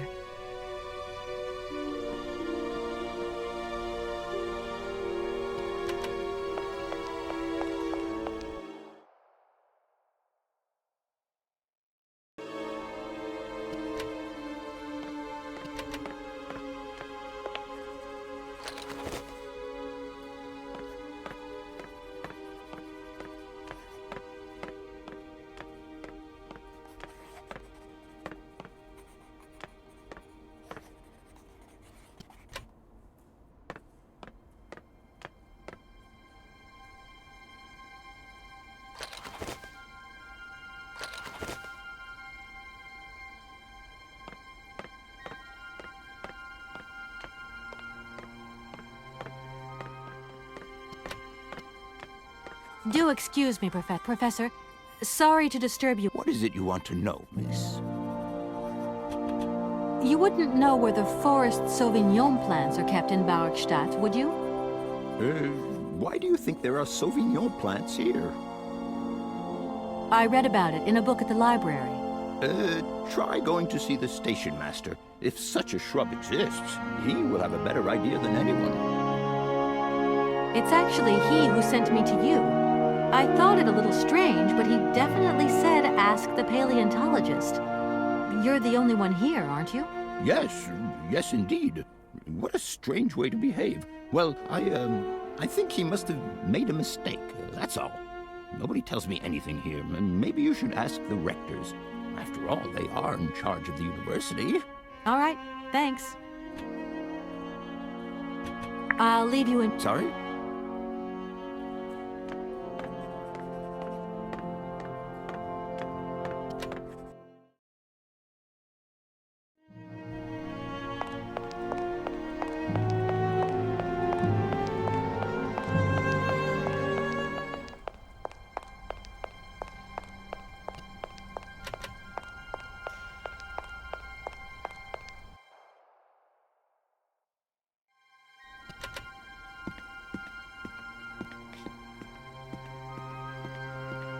Gentle... A little... No. Are you sure there are no Amazon Sauvignon plants in Barockstadt? Because I have just interviewed the station master and the paleontologist, and what they said really didn't convince me that there wasn't any here. We are quite definite on this point. There are no Sauvignon plants growing in Barockstadt. You see, miss, the Amazon Forest Sauvignon is a rare shrub that requires very special conditions for growth. That's right. Conditions that are very hard to reproduce, believe you me. Difficult, but not impossible. Fortunately, our garden has proved very successful. Your garden? So, there is a garden in Barockstadt? Oh, the garden. Well, if there was one, it would be only a little garden hidden behind the station. But our station master would be very proud of it. He would take very good care of it, too. Everything would grow marvelously if we were able to cultivate it at all, and it would be all down to his gardening prowess. And we would be proud as punch. And we wouldn't forget the role the paleontologist might play in this. What's the paleontologist got to do with it all? Without him and without his laboratory, how would we make the wine, do you think? And it would be good wine indeed, my dear colleagues, would it not? Oh, yes, a delightful balm to soothe away our long hours of toil and our heavy responsibilities. We would wait impatiently every year for the arrival of the year's produce. So, if I have understood you correctly, there are indeed Sauvignon plants in Barockstadt. They are cultivated in a garden behind the station, then turned into wine by the paleontologist's loving care. And finally, the pleasure of tasting is yours. If I'm not very much mistaken, gentlemen, you have a minor racket operating here. Miss, you do go jumping to some hasty conclusions. We never said that. That's not what we said at all. We were talking in the conditional. You know, with ifs and woulds. So, what would happen if I had such a hunch? You would have to keep it to yourself, of course. Yes, if you would be so kind as to keep it a secret. It would only be a small local concern, producing barely a few bottles every year. That's right. Nothing so grandiose as a business. Otherwise, we'd be liable to be fined. So, we can't count on your discretion, can't we? Don't worry, I have no intention at all of getting messed up in anything.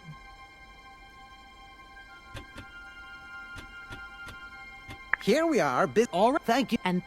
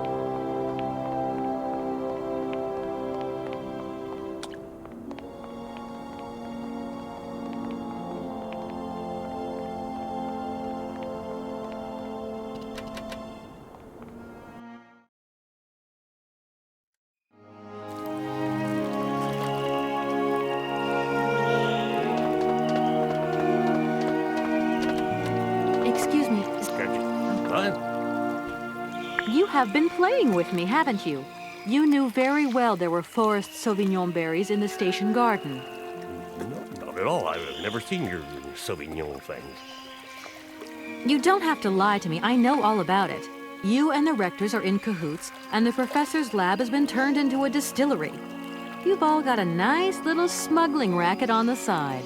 Smuggling racket? Hey, lady, you're going a bit far there. It's just a little on-the-side thing we got going, that's all. It's just for ourselves. Stay honest. You should be ashamed of yourselves. Aren't you worried about the reputation of this fine university? The authorities should be informed of this. But we haven't done anything wrong. It's not a crime. Can you open the gate to the garden, please? Sure. No problemo. Right away, miss.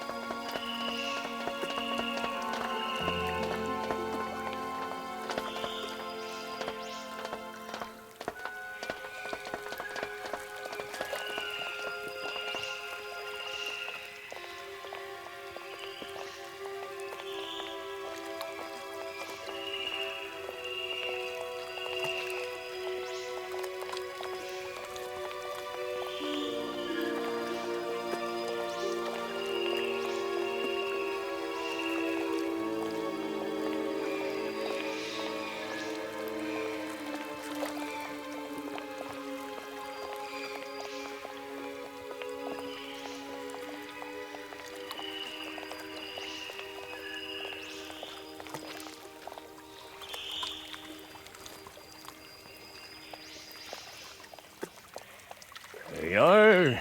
Please feel free to visit the garden at your leisure. And there was just one thing. I'm not a liar. Not really. Just mum's the word. There is the reputation of the university to think about, and I have superiors, and I have to do what I can. I understand. Don't you worry. Oh, thank you, miss.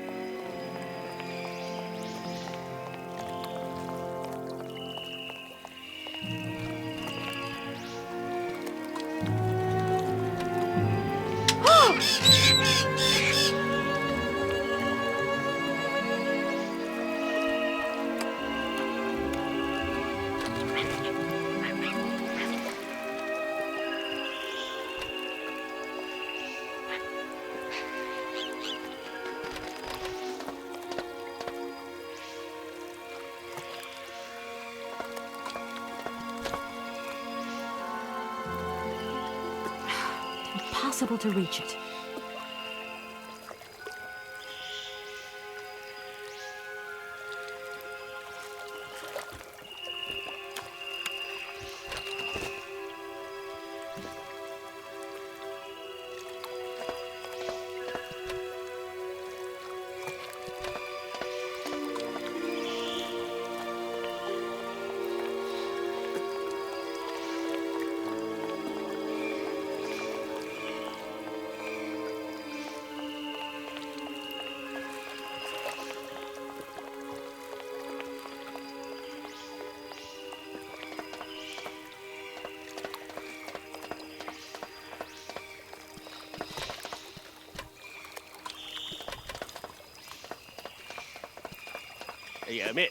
Miss, please, excuse me.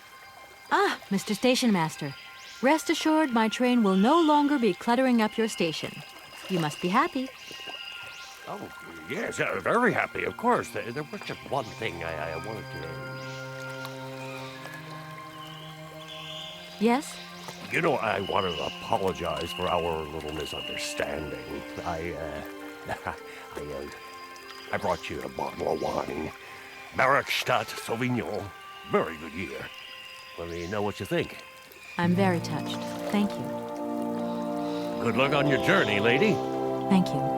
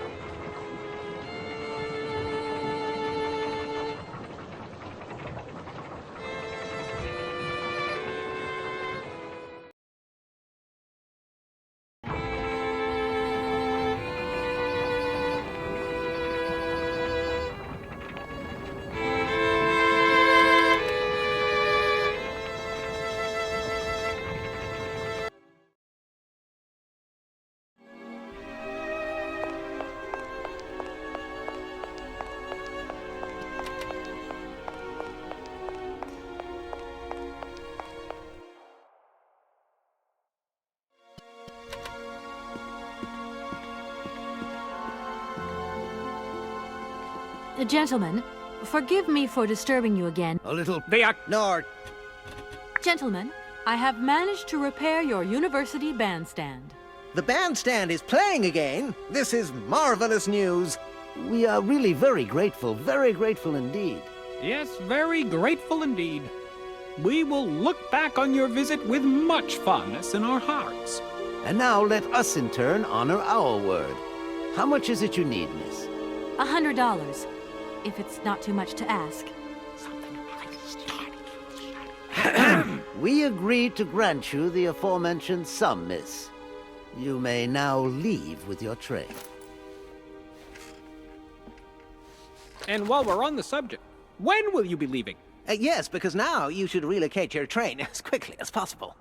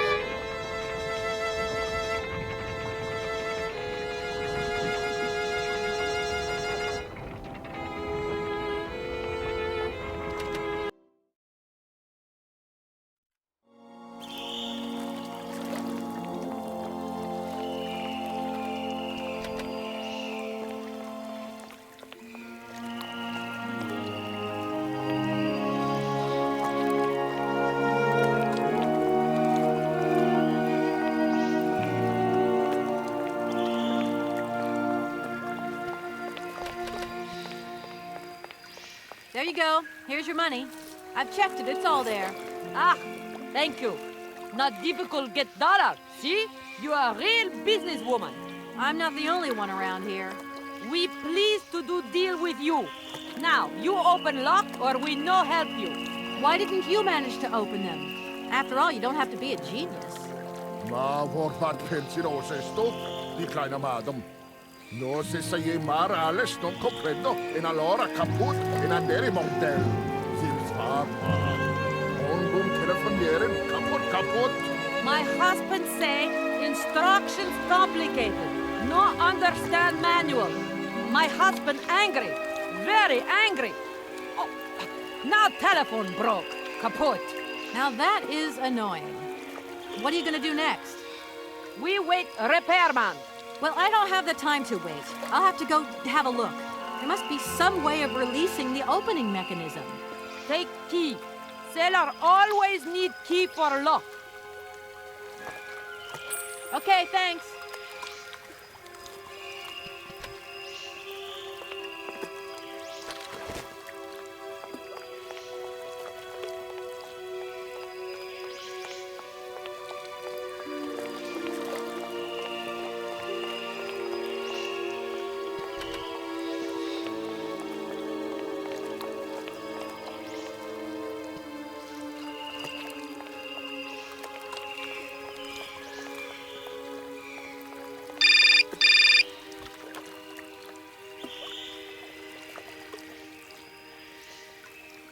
Hello? Kay, how's my little baby girl? I was thinking about you only yesterday because I saw this fantastic fur coat. You are wrapping up warm, aren't you? I mean, people in foreign countries never know how to dress properly for the weather.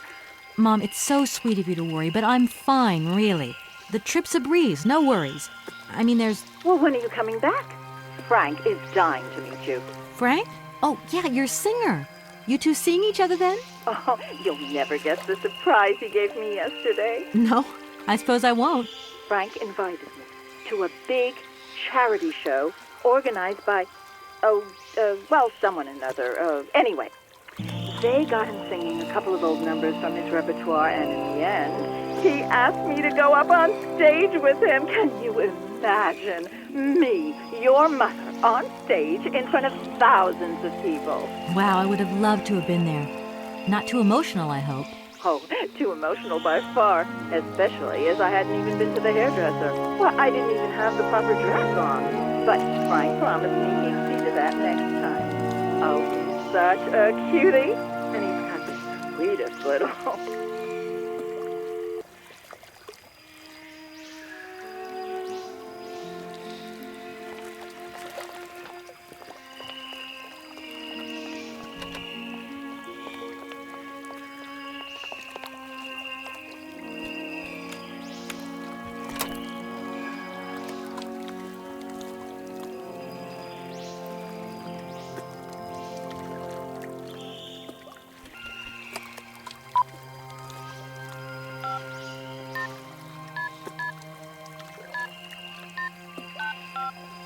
Welcome to the East Block Control Center.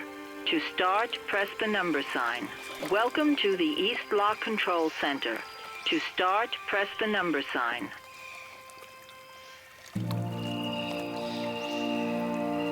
Your combination number is not valid. Welcome to the East Block Control Center. Welcome to the East Block Control Center. To start, press the number sign.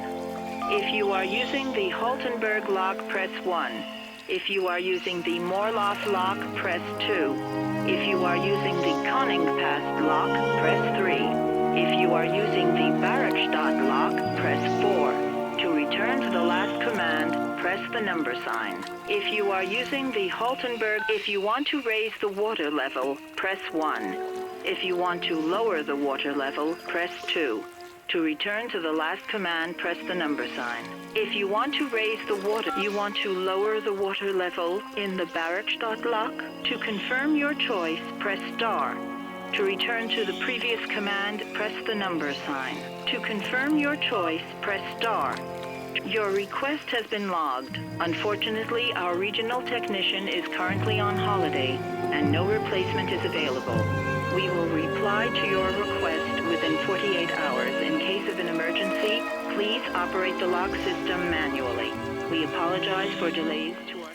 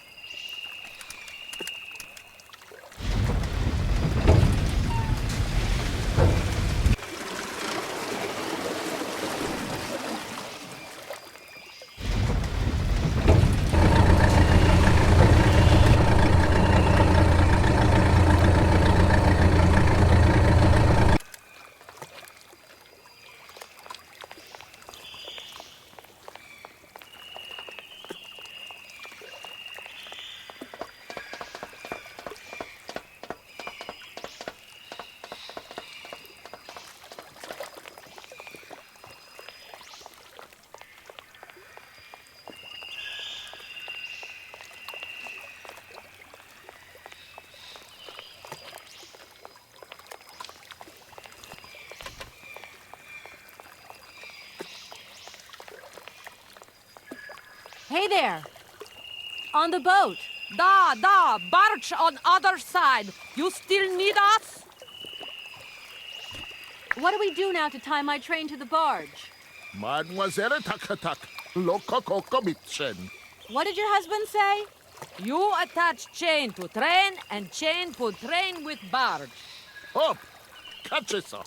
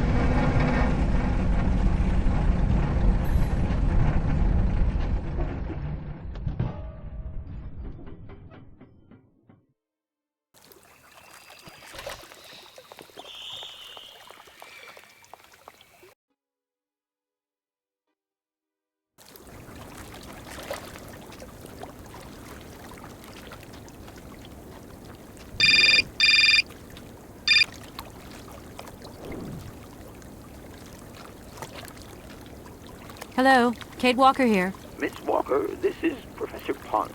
I'm about to start my lecture on the Yukols at any moment. Please make haste to come. Okay, I'll give it my best. Excellent. We'll be in the main lecture hall. See you soon.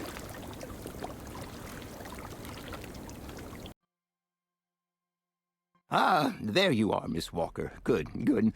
Take a seat quickly. I'm impatient to start my lesson. My young friends, a very exciting discovery, unimaginable up until only a few hours ago, has come into my hands and has finally allowed me to complete my study on the mysterious Yukol people. Lights, please.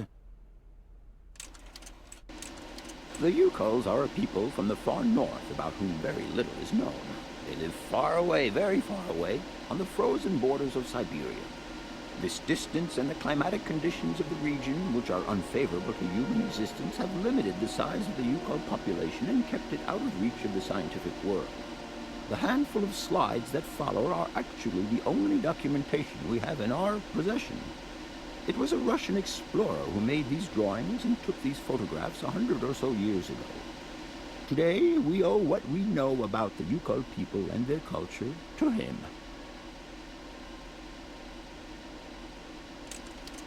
We know that the origins of the Yukols date back to the last ice age. Curiously, evidence of their presence has been found in Western Europe, and more precisely in the prehistoric caves at the heart of the Alps. This people, it seems, undertook a long migration over centuries towards the far north of the globe. The reasons for this migration are due to the importance of the mammoth in their craft, trade, and culture. They used them for transportation and as beasts of burden. The mammoth brought them meat, skins, fat, and ivory. Man and animal lived in symbiosis. There's no doubt about it. Mammoths started to drift away from the region due to changing climatic conditions, and the Yukols followed them to the north, to the edges of Siberia.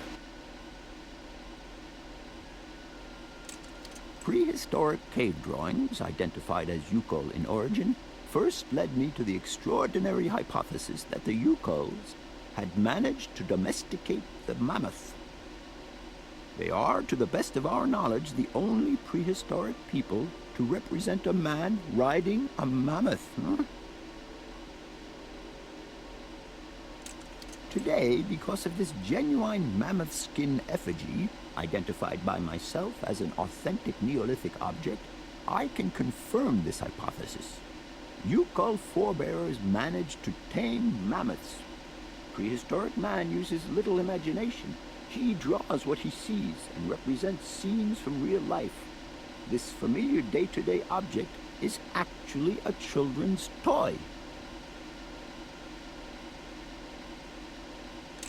As we have seen, Yukol existence was inextricably linked to that of the mammoth.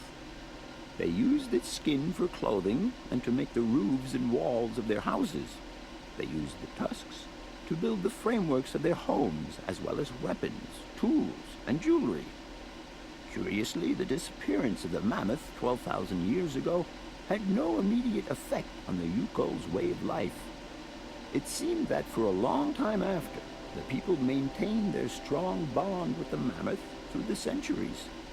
As incredible as it may seem, the Yukol people have continued right up until the start of this century to feed themselves on mammoth meat and to use the skin for clothing and shelter. Their ivory craftwork industry is still flourishing. It would appear that to preserve ancestral customs, the Yukols learned how to exploit through the centuries the large number of frozen mammoth carcasses that were perfectly preserved in the ice of the Siberian tundra. They have been able to live mainly off this enormous freezer stock for almost 30 centuries. As plausible as this explanation may seem, it seems it is not enough for the scientific community who, I will confess, is greatly perplexed by the question. In the absence of acceptable scientific evidence, we have to make do with Yukol shaman artifacts. The research department that I have the honor to represent today lends no credence to the myths and legends that these tribal charlatans peddle. We have to take their stories at face value. mere tales to while away the long Siberian winter. The legend of the Siberian Ice Ark is a very good example, and you are invited to find out for yourselves from the pamphlet that I had passed around to you. This legend would have us believe that today, somewhere on a lost island to the north of Siberia, there are living mammoths still in existence, a sort of hangover from the Ice Age. This small herd has been miraculously preserved for more than 120 centuries by the Yukol's tender care, and the island on which the pachyderms are said to live is called Siberia. My friends, I advise you to resist the temptation you may have to believe in this pish and tish. The island of Siberia is not charted on any map, and the idea that mammoths have survived to the 21st century is an idle scientist's pipe dream.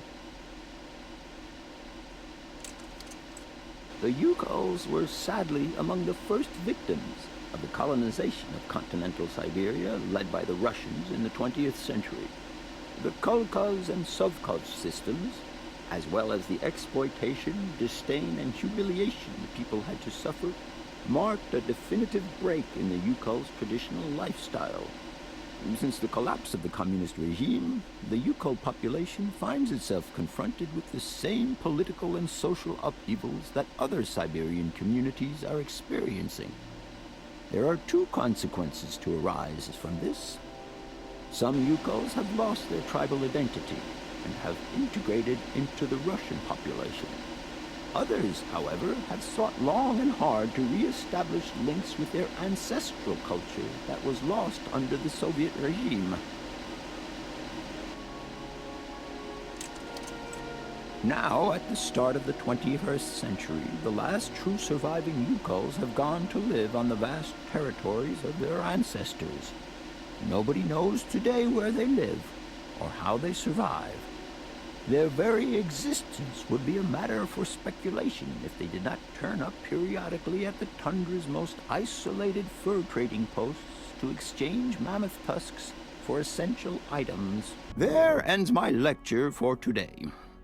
Thank you for being among us today, Miss Walker.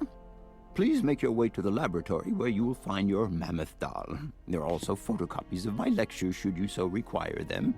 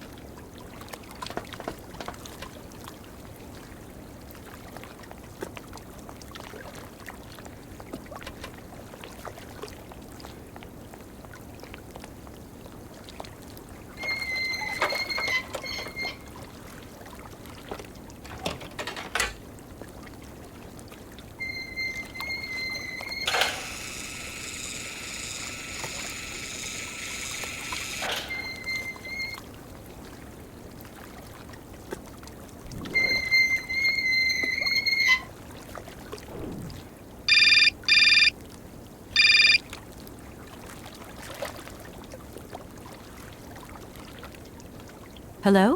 Where are you? Hi, Dan. I'm in Barrickstadt. Bollock, what? Is that a town? I hope the man you're looking for lives there. Are you coming home soon? From what I gather, it's one huge university with an extraordinary station, aviary. If you could only see it, there are trees and birds everywhere. It's so weird here. Sounds like a great place for a bit of sightseeing. So, are you coming back soon? I don't think so. In fact, the train I'm traveling on has some kind of a mechanical problem. We've been forced to stop here. Us? I thought you were alone. Who's with you? Oscar, the train engineer. You're messing around with mechanics now, are you? Don't be so stupid, Dan, please. Oscar is an automaton created by Mr. Voralberg, the man I'm looking for. And he's not any old robot. He's a sophisticated butler type, if you see what I mean. He's a bit obsessive as well. Kate, I don't know what they're feeding you in Europe, but don't you think it's time that you came home? But my mission still isn't finished. To hell with your mission. I don't know why you accepted it in the first place. If you just stuck to the middle of the road, then we wouldn't be in this mess. We? If there's any mess, it's me who's in it. And while I'm trying to come to grips with strange towns, you, my darling, are sitting at home on your butt. I seem to remember we had nothing against my departure. It was only going to be 2 or 3 days, Kate. Please, try to put yourself in my shoes. Your shoes. Not only do I have to fit myself into your diary, but I've got to get myself into your shoes as well? Is there anywhere else Sir would like me to put myself while we're on this subject? Look, I don't want to talk about it now. Call me back when you've calmed down. I was perfectly calm before I picked up your call. I only wanted a few words of encouragement, not your disdain. Was that too much to ask? You can be such a selfish... Takes one to know one, sweetheart.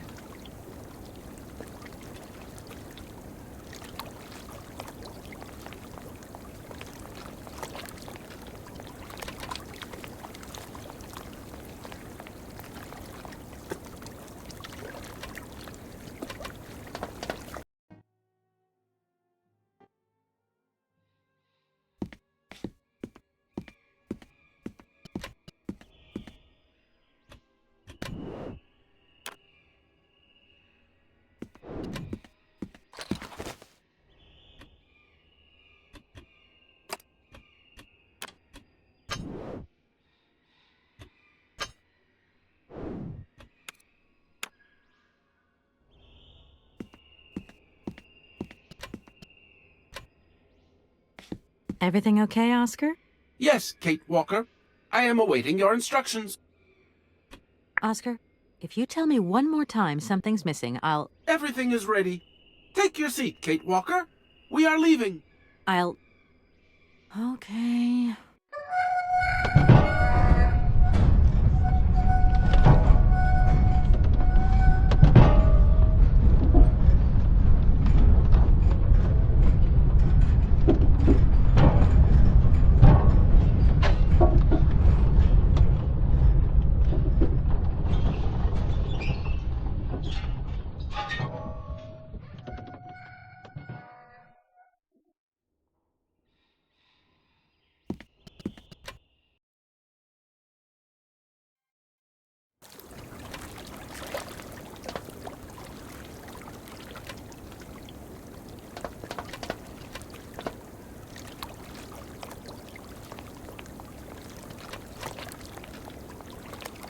Oscar, can't you please forget about procedure just for once? Your request is refused, Kate Walker. Oscar, don't you think we've wasted enough time already? You neglected to find the clockwork winding mechanism for the train with sufficient haste, Kate Walker. What nerve!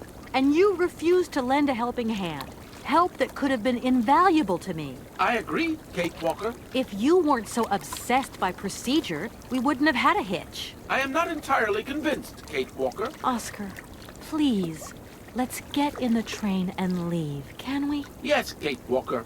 Give me the visa. Okay. See you later, Oscar. Yes, Kate Walker.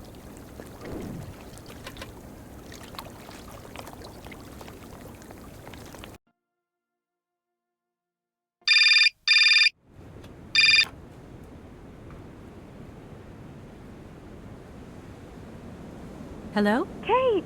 Oh, is that you? What's going on? Well, I finally got the mechanical train wound, and I hope it's going to take me to Hans Voralberg. I had to sort things out with a couple of weirdo sailors, and they probably ripped me off. But now I'm blocked behind this massive wall. You should see it. It's huge. I'm not talking about that. I want to know what's going on with Dan. What do you mean? I bumped into him at Maggie's Do, and he said you'd argued. That's a bit over the top. Things got a bit heated the last time we called, that's all. No need to go overboard. I don't mean to be Miss Melodramatic, but he didn't seem in such great shape. He had his down-in-the-dumps head on. Like Dan has a down-in-the-dumps head. Well, yeah, when that shock of hair flops over his forehead, and his eyes mist up, and his eyebrows kind of creased together. I'd never noticed. Maybe I did go a bit too far, but he's got such a goody two-shoes image of me that sometimes I just lose it. And this case is taking up a lot of headspace. I was just looking for a bit of compassion. Well, you sure got mine. So, what's going down? Like I said before, I'm kind of getting somewhere, but it's slow. This Hans Voralberg guy is getting more and more fascinating by the day. Okay, well, anyway, it doesn't sound like you're bored. Not like back here in the office. Every day is boredom day. It's just no fun without you. When are you coming back? Shouldn't be long, I hope. Look, I've got to go. See you soon. Well, call us again real soon. And be easier on Dan next time, huh? I'll try.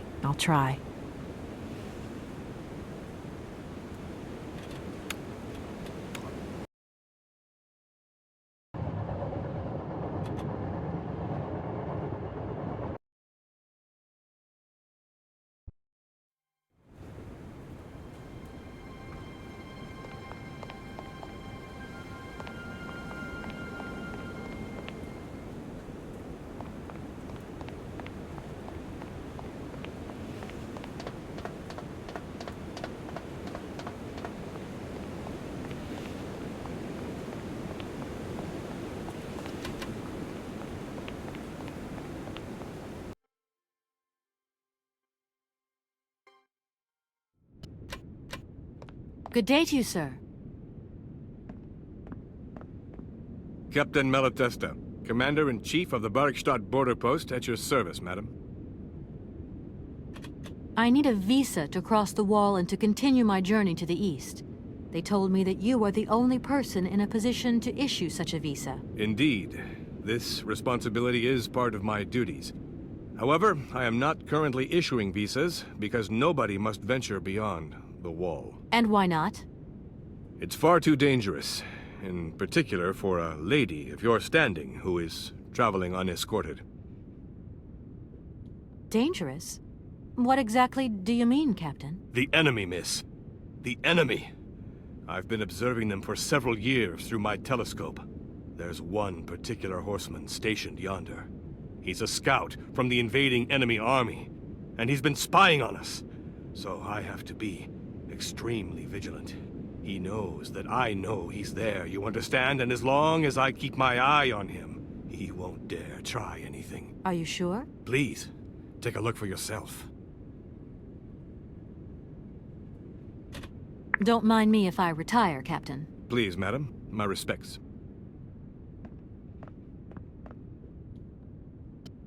Good day to you, sir. Captain. Don't mind. Please, madam. My respects.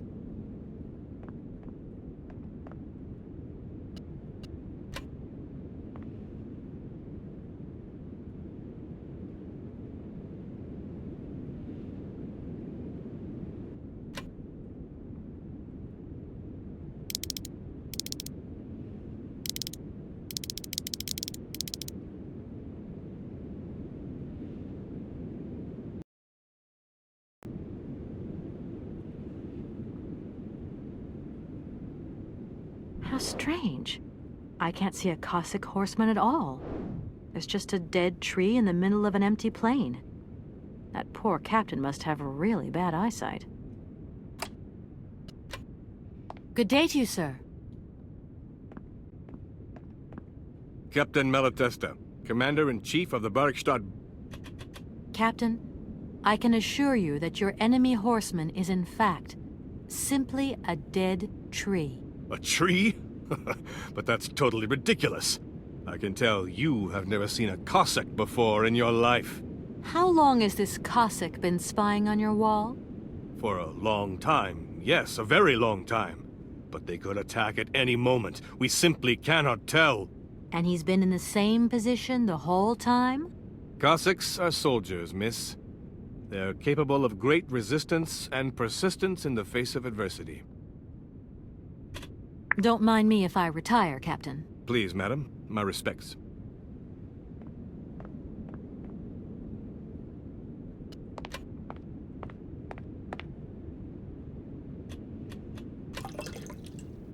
Look, broken glasses. If they belong to the captain, then he sure has eye problems going by those lenses. Look, broken glasses. If they belong to the captain, then he sure has eye problems going by those lenses. Colonel, sir. Captain, miss. But you have the air of a great officer. You flatter me, miss. Unfortunately, I'm afraid that we frontier soldiers are often forgotten by the military administration. There's no justice. I sympathize with you, Captain. Let us forget our worries for a moment and have a little drink together in the name of friendship. It would be my pleasure, miss, but the regulations strictly forbid it. Come on. A little glass of wine never hurt anybody, and nobody need know. Wine, miss? You are putting me in a very delicate situation. Don't deny yourself, Captain. Just a little glass. I assure you, it is excellent. Well, perhaps just a drop.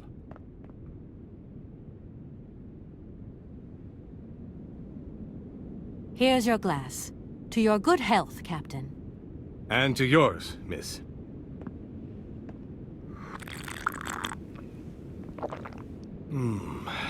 It's been a long time since I've drunk wine in such pleasant company.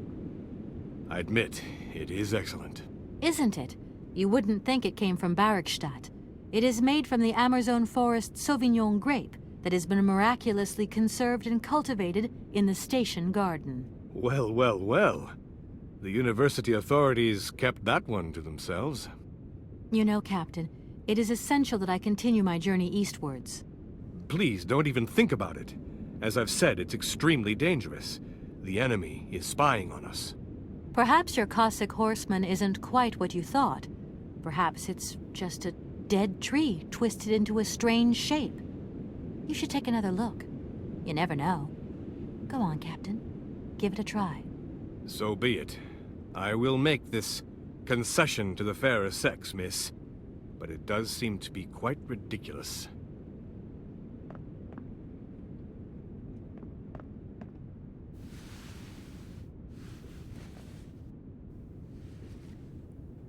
Incredible. How is this possible? By what strange magic? How could I have been so wrong for so long? The enemy was only a tree. I'm so ashamed. It's not that bad, Captain. It's only human to make mistakes, after all. A tree. Nothing but a dead tree. Pull yourself together, Captain. It's okay. And now I suppose there's nothing stopping you from issuing me a visa? Yes, of course. There is no more danger. All these years. And now the Cossack has gone. There is nothing left to watch. Captain, you should be delighted. From now on, you don't have to stay pinned to your watchtower. Travel can start up again normally. You will be able to resume your regular duties like issuing entrance and exit visas. You are right. I will sign you a visa to cross the wall frontier immediately. 1,000 apologies. Here, miss.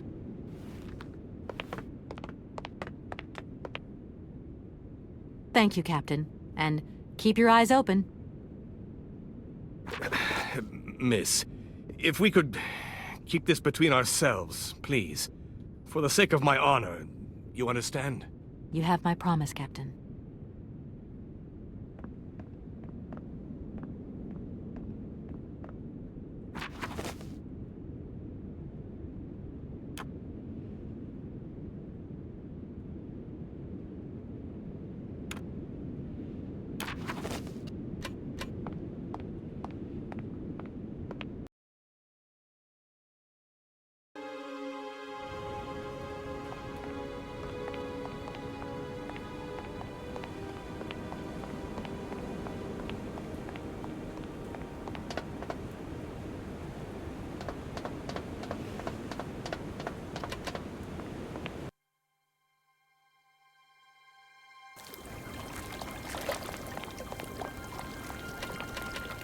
Here is the visa.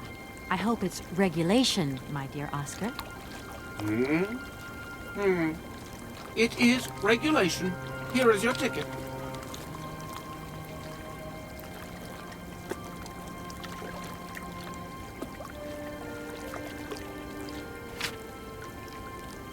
Have a good journey, Kate Walker. So, can we go now? Indeed.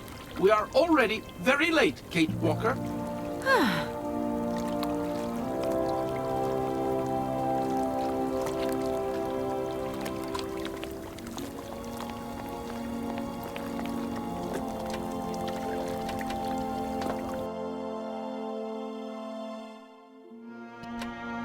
Here you go, Oscar. Now, please return to your seat, Kate Walker.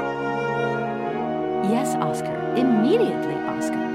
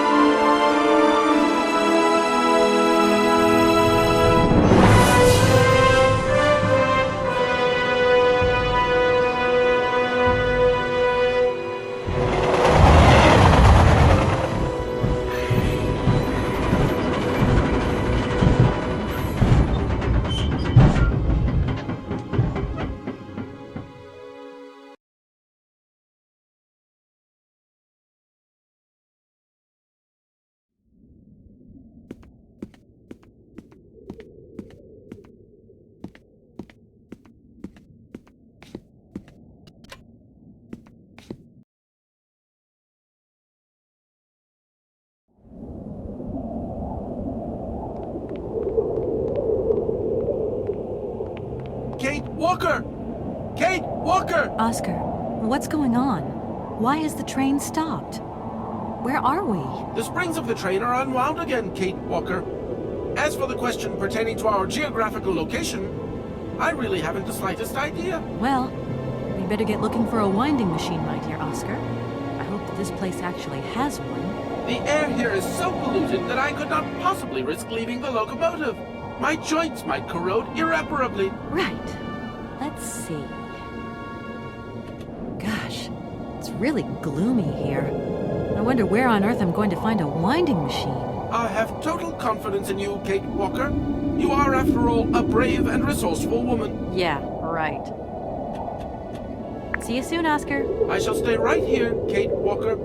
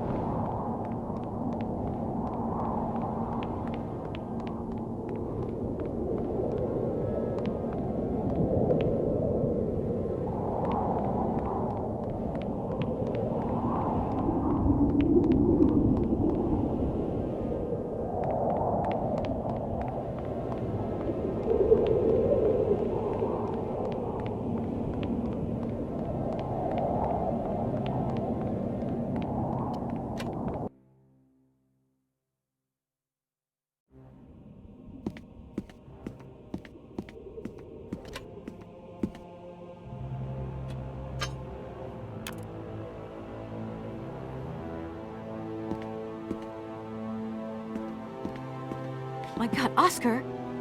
Oscar, talk to me!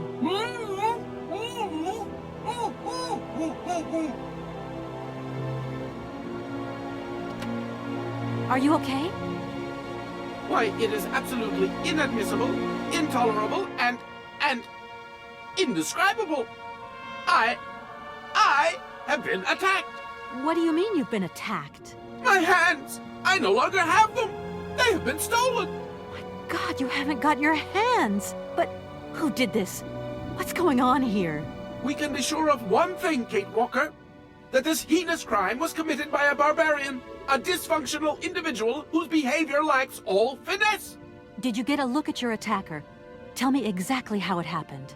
I was standing here polishing up my metalwork. I was just thinking that with all the dust in the air, it would be a good idea to... Oscar! I was very busy, and I suddenly felt two powerful arms grab me from behind and tie me up before I had the chance to defend myself. I wanted to call out, but my attacker gagged me before I could emit the slightest sound. Then he dismantled my hands with a terrifying pair of pliers. It was horrible. I can believe it, my poor Oscar, but did you see him? He was a real barbarian, I tell you. He had bloodshot eyes, steel teeth, and brown scaly skin, and he emitted foul odors. He was a monster, Kate Walker, a real monster, and he had a weapon. Oscar, please calm down. Everything's going to be all right. See you soon, Oscar. I shall stay right here, Kate Walker.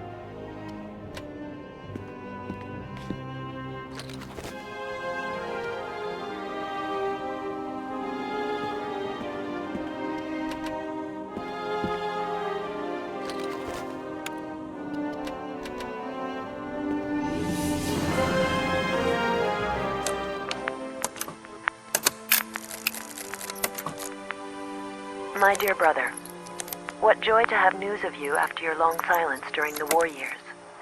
So, you're working for the Russians now. I tell you, we've been hearing some worrying stories about them here.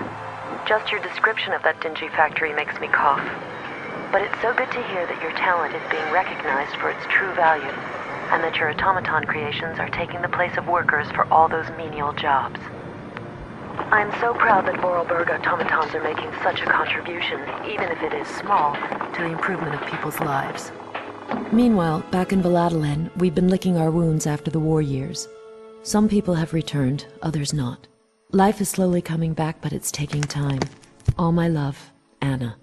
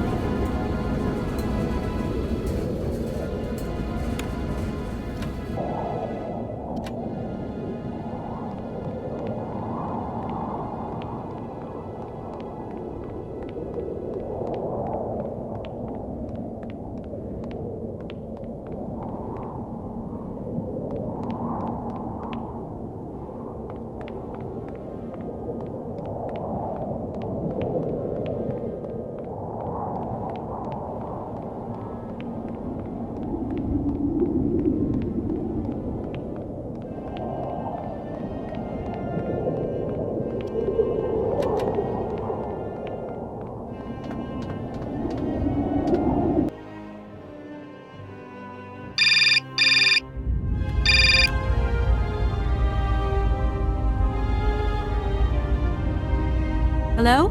Hello? Kate, it's Dan. Can you hear me? Dan, is that you? I can't hear you so good. Dan? Kate, it's Dan. Can you hear me? Dan, you're breaking up. I'll try and call you when I get out of this mine. Kate! What's happening? Listen, we've got to talk. Look, the line's just getting worse and worse. I'm hanging up. Look, the line's just getting worse and worse. I'm hanging up.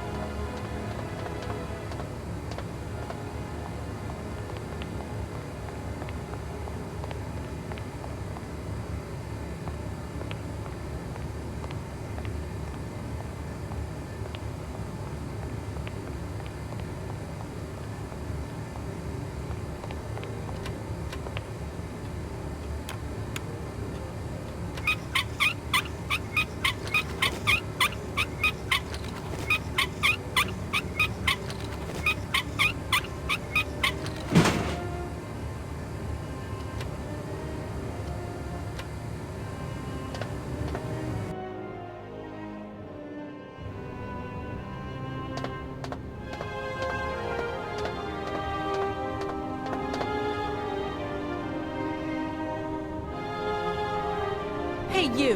Who are you? Careful, I'm warning you. I'm not afraid of you, okay? What do you want? Why did you do that? There must be some misunderstanding. Because you reckon theft is all about misunderstanding, do you? Give me my hands back. Now! Your hands? And what are those on the ends of your arms? I can explain everything to you. You see, I'm no thief. You broke into my train, assaulted my driver, mutilated him, and stole his hands. Apart from that, you are not a thief. I have not stolen them, miss. Only borrowed them for a while. You've got to be joking. I'm not joking with you, miss. I would never take such liberties. They belong to Oscar, my automaton engineer. Why did you steal them? They are extraordinary. Real mechanical wonders. I would never have been capable of designing such hands myself. Never. Such workmanship. Such precision crafting. It is incredible. Absolutely incredible. And just because you like them, you decided to steal them? I have only borrowed them, little missy. Temporarily, you understand? Of course, I shall return them to you when I don't need them anymore. You can... Excuse me? You see, these hands are all I need to complete my plan. At last, I can finish off my automaton pianist and fulfill my dreams. Everything is now in place. You see, I have converted this old, useless, stupid factory into a magical theater. As you can see, the furnaces, piping, chimney stacks, they've all been converted into one gigantic organ. I will be able to accompany the world's greatest living singer. Now, all I need is her... I'm sorry, I can't make heads or tails out of your story at all. Without my engineer's hands, I'm stuck here, you see? Everything I have designed, all that I have invented, everything is for her. Do you realize? Her. Oh, to hear her sing one more time, here in my factory! But who is she? Who are you talking about?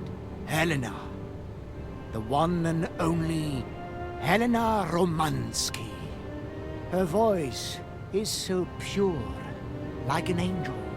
One day she came here to Concordsgrad. She sang here, you know, when our industrial city was in its heyday. Oh, so long ago now. It was almost unreal. It was magical. I remember it like it was yesterday. Then, later, a long time later, she saved my soul.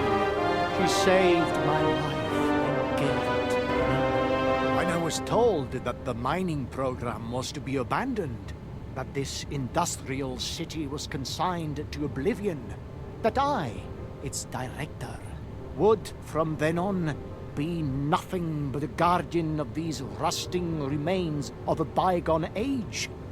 That is when I first formed my plan to bring Helena Romansky back to this factory. But this time, she would sing for me, and me alone. And is she okay about this? Sure. Once she finds out that I have done all this for her, when she realizes how I converted this vast network of pipes and tubes to create one of the most impressive organs ever made, then, you know, this was no small achievement, miss. Once molten iron flowed through here. Now there wafts only beautiful melodies. And then I realized I had to make an automaton pianist. I began to despair that I would never create hands that were intricate enough. But then you arrived. So lucky, don't you think? Yeah, that must have been a happy coincidence for someone around here. So, when will this Madame Romansky come back? When do I get my hands back? I don't know. Maybe someone should look for her. Tell her. Hey, why don't you go? The quicker you bring her back, the sooner you can carry on your business trip. Now, isn't that a good idea? And you promise that once Helena has sung, you will give me back my automaton's hands? I promise, my dear. You have my solemn word. Well, I guess I'm going to have to believe you. Where should I go hunting for this singer, then? I have no idea. But for a woman of the world like yourself, finding her should pose no obstacle. Helena Romansky was a world celebrity, you know. I have collected many objects, souvenirs of her that I keep in a room. A shrine to her glory. It's like her own personal museum in a way. You should take a look.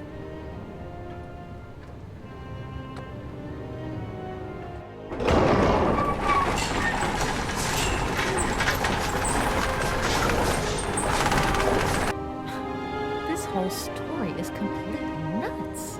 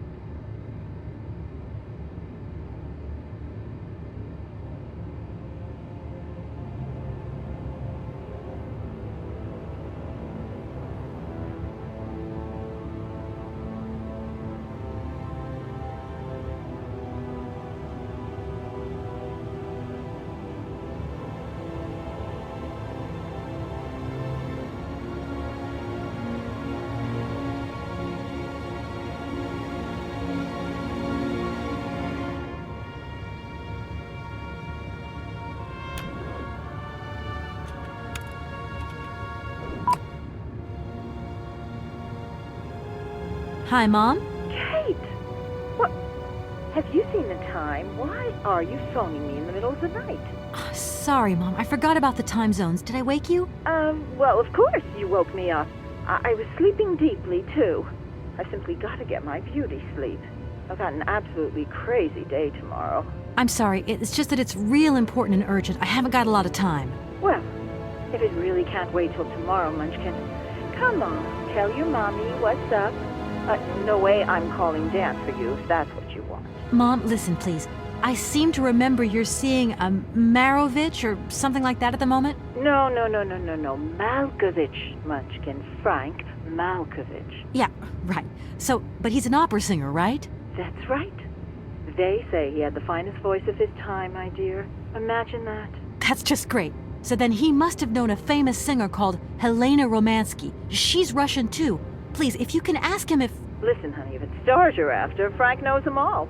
I'll just wake him up and let him tell you himself. You mean he's... Oh, you do? Oh, Kate, listen, you're still there. Frank tells me he did hang out with a Romansky once, but it was platonic. You know those singers. She's a great soprano. Great! Does he know where she went? Does she still sing? Where does she live? 1 second, Munchkin. Frank says she was very ill and she withdrew from circulation. She went to rest in some spa somewhere. He thinks it was called Arrowbath, but it was 15 years ago and he's not sure. And well, honey, when Frank wakes up, he always takes a little bit of time to get going, you know. Thanks a bundle, Mom. And Frank, too. You're both fantastic. Love you both. Thanks again. Catch you later. Thanks a bundle, Mom. And Frank, too. You're both fantastic. Love you both. Thanks again. Catch you later.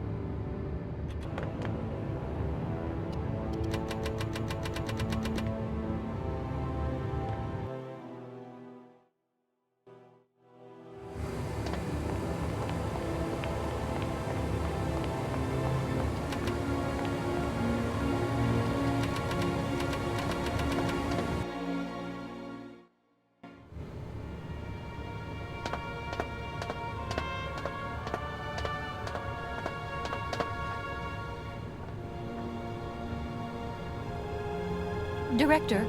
Ah, it is you, Miss Walker. Director, I think I know where Helena Romansky is. My God, you have found Helena? That is fantastic.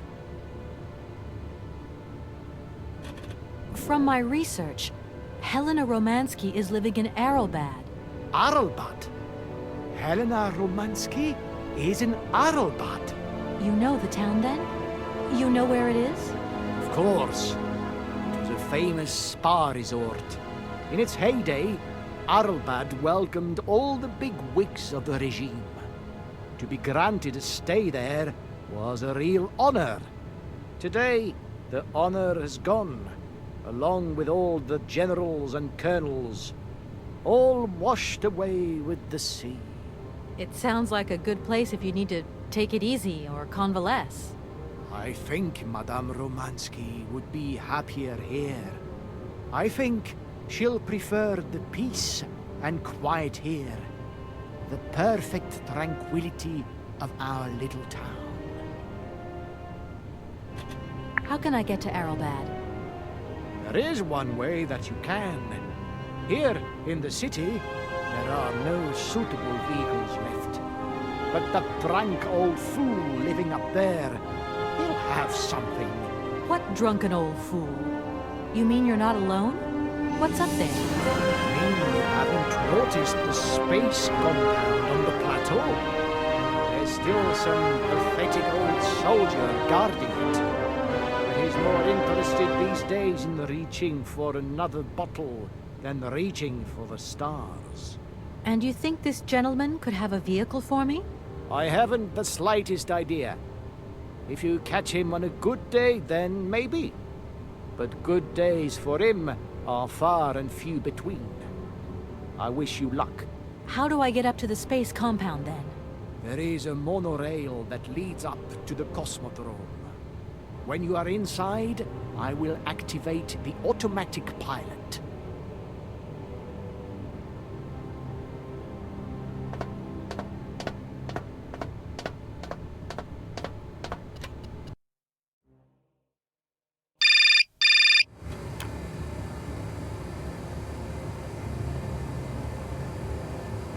Yes? Kate, can you hear me this time? Yes, I can hear you just perfectly, Dan, but I can't talk to you now. I'm in a real hurry. I wanted to say sorry. I know I wasn't very understanding last time. I've been feeling a bit bad about it. Okay, you're a real sweetheart, but I've got to leave you now. I'm not angry with you, so don't worry. I've just got to catch up to someone, and quick. But Kate, this is really important. I'll call you back, Dan. I'm sorry. I'll call you back, Dan. I'm sorry.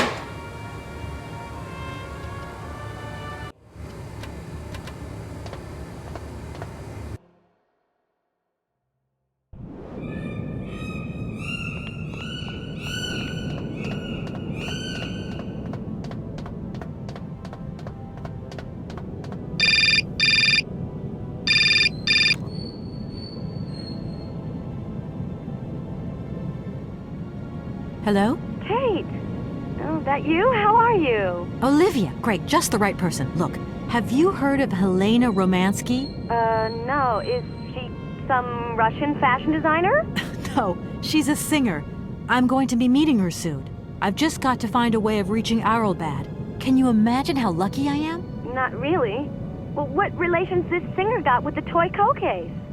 You sure you know what you're up to, Kate? You sound really different, like you're changing or something. Look, it's like this. If I'm going to get to the end of my journey, I've got to link up this singer and the director of the Komkalsgrad Industrial City. Don't worry, I know exactly what I'm doing. Why did you say that I've changed? I don't know, just an impression. You sound more sure of yourself, like stronger, more confident. And that's a problem? There you go. Just takes one word and you're up on your high horse. I'm beginning to see Dan's point of view. It's getting harder and harder to back you up all the time. What does that mean? Well, it means that I had a drink or two with Dan, because he wants to talk. He feels a bit lonely, you see? And what's he been telling you? Nothing. He just has the impression you're slipping away from him. He can't see where you're coming from anymore. Like, we went to the movies the other day, and he said that you would have loved the film, but I told him that... You mean you're dating my fiancé? No!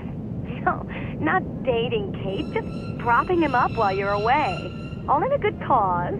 I can keep an eye on him for you at the same time. What would I do without you? Oh, you're jealous. Well, that's a good sign. That means you want him. Now, that he'll be pleased to hear. You seeing each other again soon? Tomorrow night. He invited me to dinner at the Goldbergs. You don't mind, do you, Kate? No worries. Look, I've got to go, Olivia. Take care.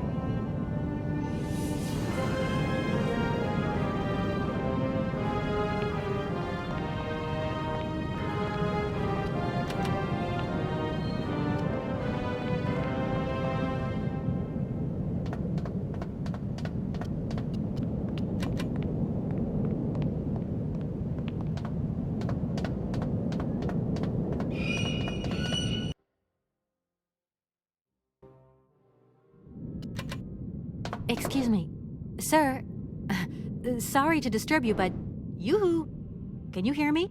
3, 2, 1, contact! And we have liftoff! Oh, holy mother. A dame. A pretty dame on the launch pad. Please, no need to worry, sir. Just do stay calm. I just want some information. Watch what you're doing, sweetheart. We ain't got no information, no strategies, no plans to tell anyone, anywhere, anytime. Military regulations, you dig it, man?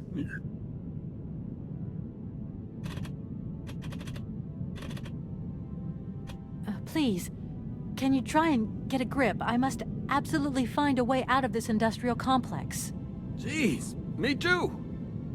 I've really got to get out of this dump, but not before I've had a little drink. Here. Get your pretty little lips around this. Vodka. Tell me what you think. Do you have a vehicle to lend me? I think I'd even test one of your rockets right now if I had to. Toast my rockets. Hey, pretty dame, I'll drink to that. Now, just a minute. We gotta need a special bottle for this special occasion. Something to blow you away. 3, 2, 1, contact, and we have liftoff. Okay, that's enough. What was that? Did you say something? Are our female comrades revolting or what? Oh, trouble on its way. Bottoms up! Power to the babushkas! I was going to... Forget it doesn't matter. He's too drunk to help anyone anyway. I am not drunk. I have drunk. A little.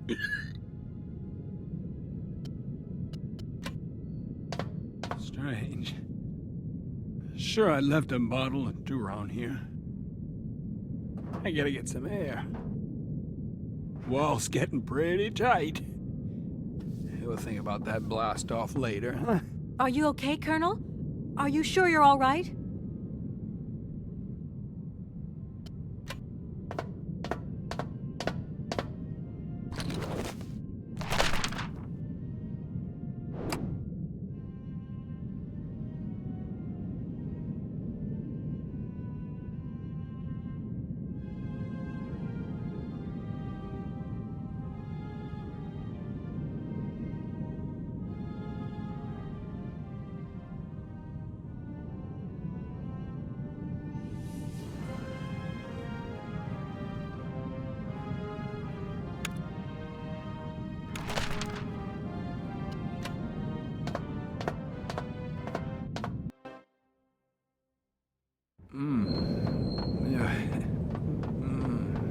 Be careful! Don't lean out too far or you'll... Ah!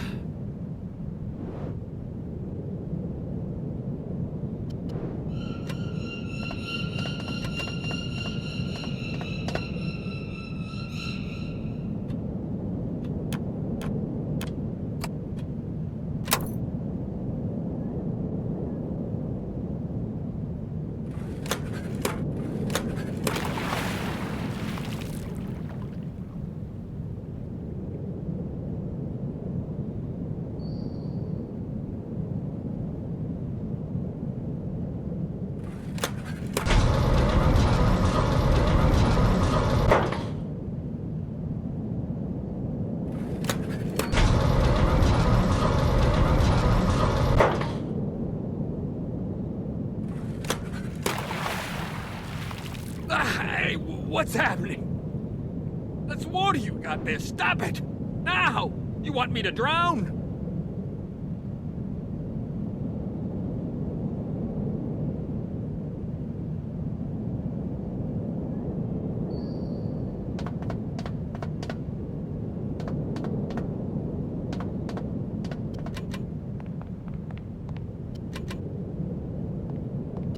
Gee, you're right there. Not the first time, either. Probably won't be the last. Man, my head. Please, could you whisper? Please, do excuse me. But it was the only way I could think of to bring you back to your senses. A little extreme, maybe. But I get the impression you're a lady who likes to see results. Sir? Sir? My head. Oh, my poor head. I need some quiet. Please, can I have some quiet? Does Arrowbad mean anything to you? Arrowbad. It's been a long time since I heard that name. It's a spa resort, ma'am. Top brass of the regime would go there. As well as convalescing soldiers, tired politicians, profiteers and racketers, the whole caboodle. They'd go live it up, all expenses paid. One privilege I never got. Just 2 steps away from becoming the nation's hero and no free holiday for me. And where exactly is this place? Further east. We never had to know where exactly. The airship was programmed to take vacationers there. From here. Thank you so much for helping me. I'm sorry to have woken you up like that. It's been great talking to you, ma'am. I think I'll take 40 wings right now.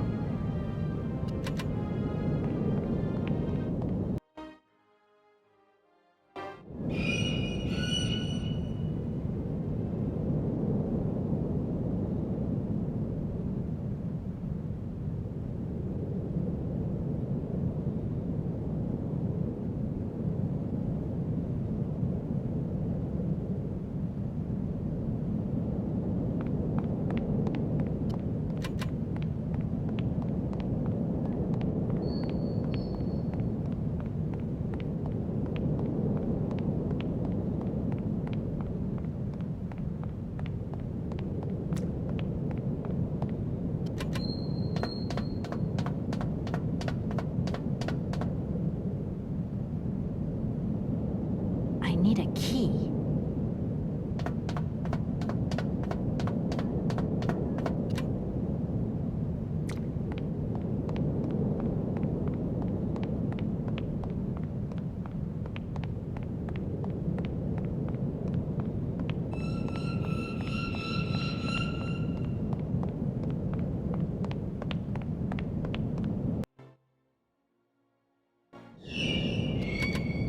Sir? Sir? My head. Oh, my poor head. I need some quiet. Please, can I have some quiet?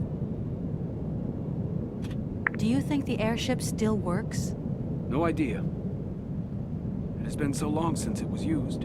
And then I've got to learn how to use it, too. You won't have any worries there. It has an automatic pilot. Go visit if you want. Here's the key.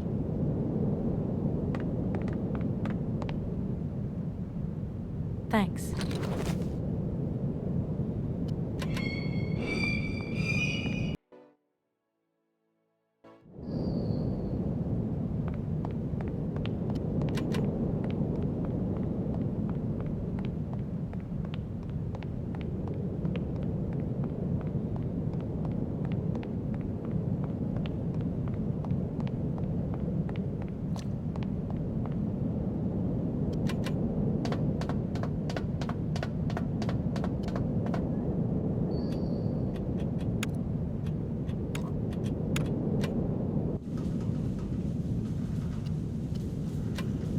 Doesn't look like that works.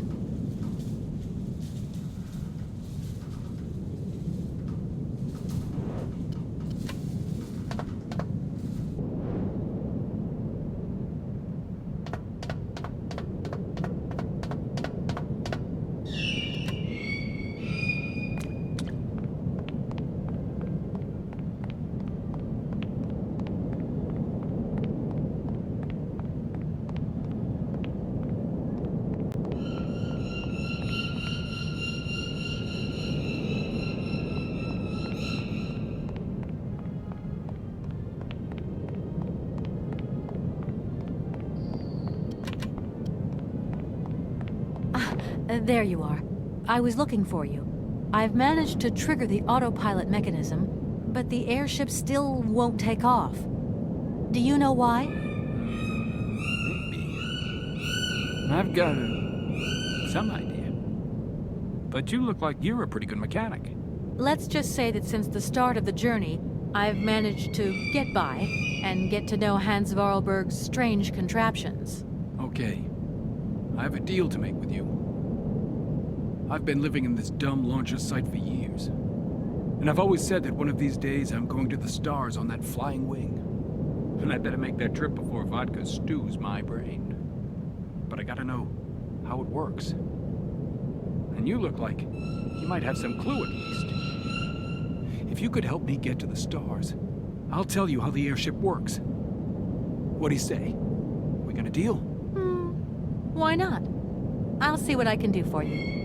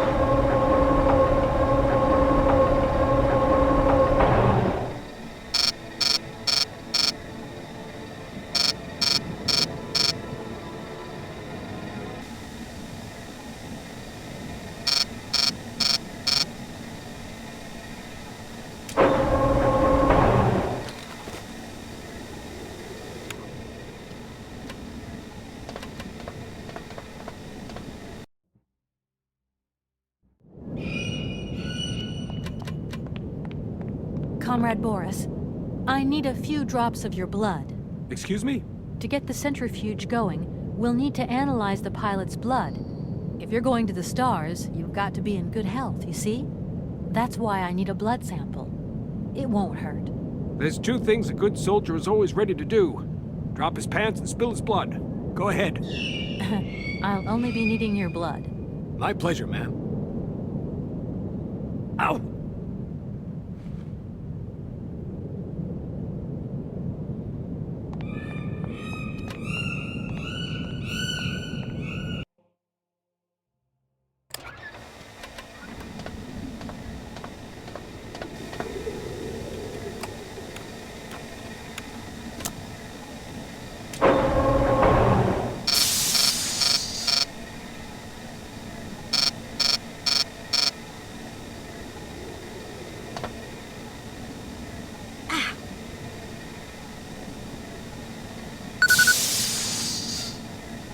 Okay, I think I've figured out how it works. Get settled in and let's go. Colonel,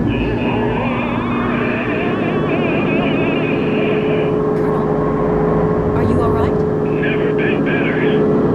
It's spinning a bit, but I am used to that.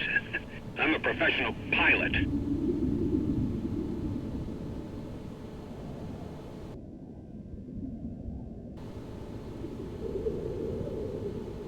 Miss Walker! Come in, Miss Walker! Are you receiving me? Clear as smog. Can you speak up? I'm ready. Press the launch button. Okay, here we go. Good luck. Okay, here we go. Good luck.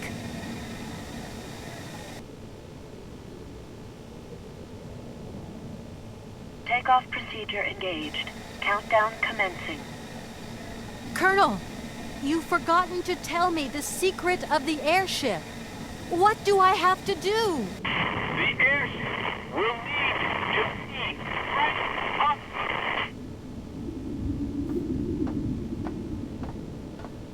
10, 9, 8, 7, 6, 5, 4, 3, 2, 1, 0.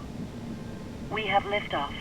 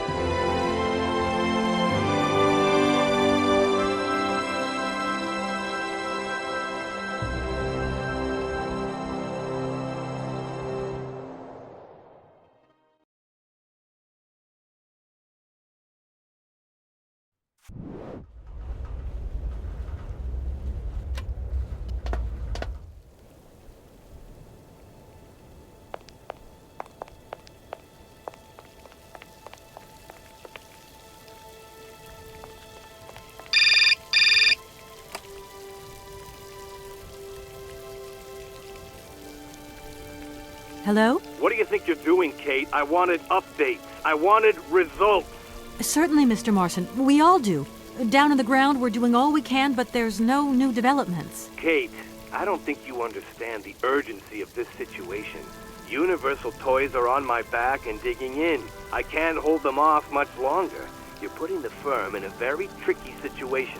I am very sorry, but a slight mishap or two has meant that I've had to modify my mission temporarily. Miss Walker, you're walking on a minefield here. I don't have to underline that this affair is Class A priority numero uno. Hot! I am only too aware of that, Mr. Marson, and believe me, I am doing all I possibly can. But this mission is really no piece of cake. You can have all the cake you want and eat it too when you get home. Next time I call you, I want something concrete, something solid. I want results. You understand? Results! Yes, Mr. Marson. Yes, Mr. Marson.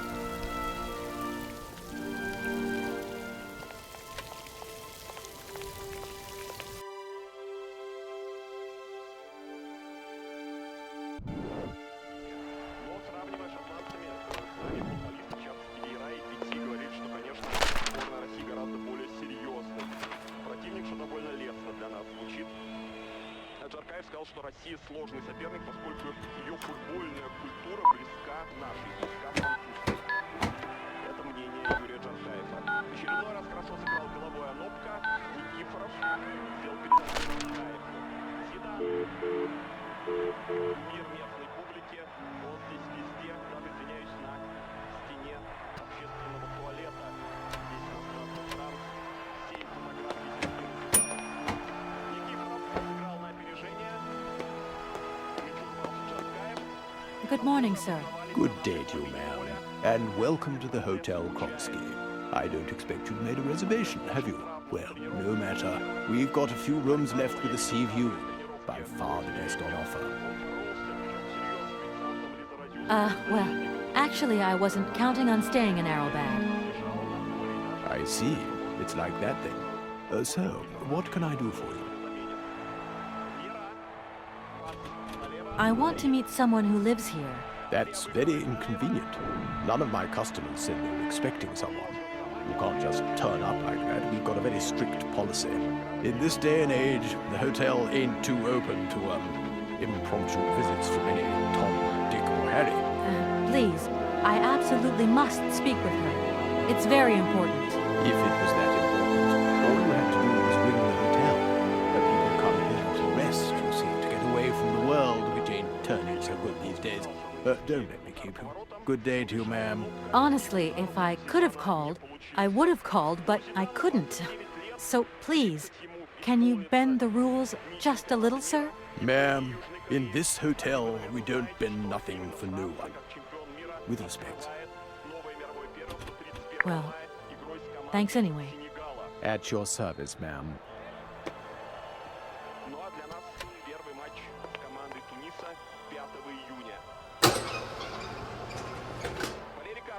На ваших экранах наши, наконец, перешли на половину поля французов. Анопка подключается.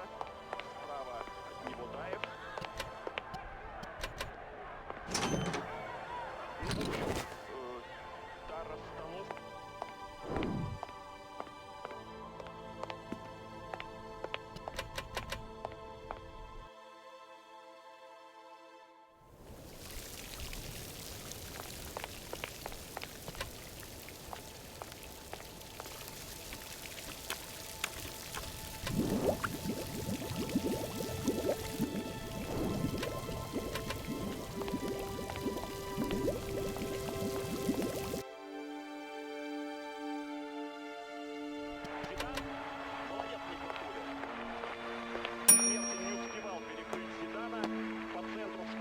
Sir? You again? You're beginning to really overstep the mark. I warn you, one more and I'm going to... But what the hell's going on over there? Why is it me gets hell to pay when there's already too much work to do?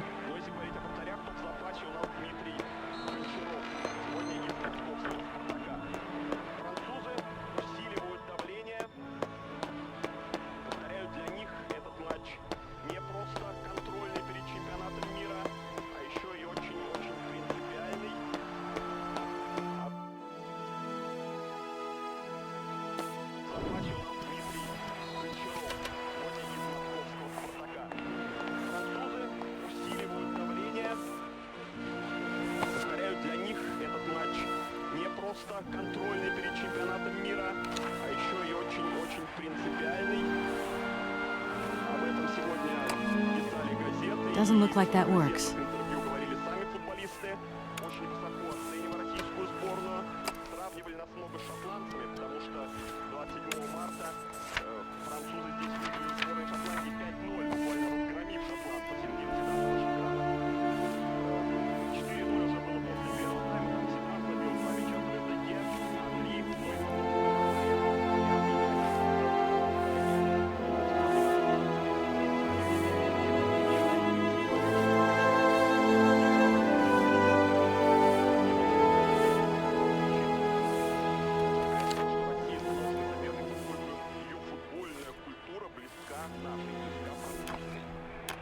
это мнение Юрия Джаркаева.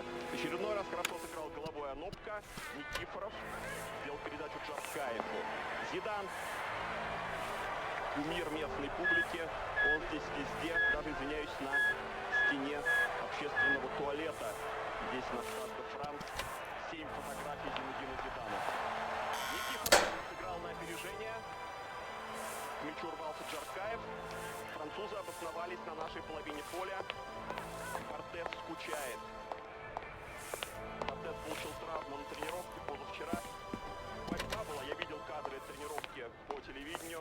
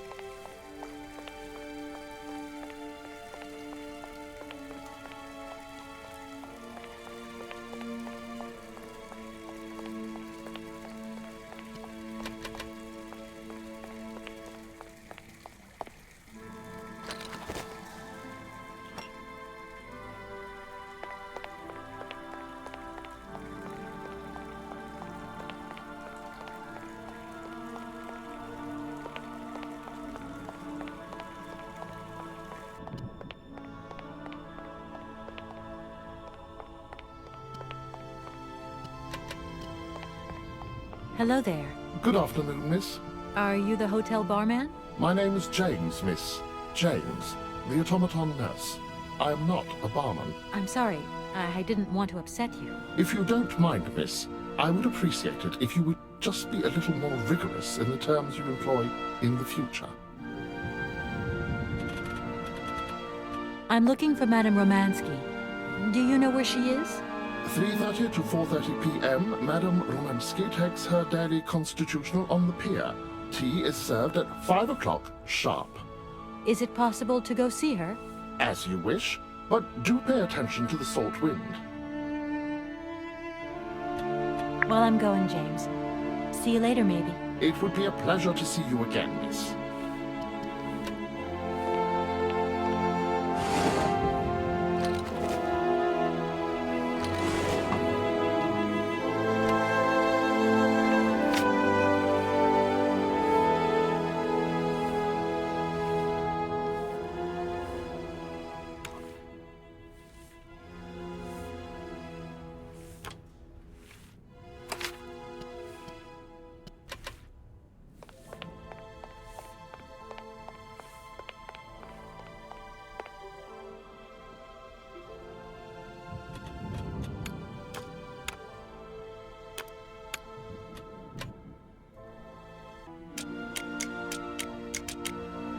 Doesn't look like that works. Darn it! I've got to find another way around. I've got to find another way around.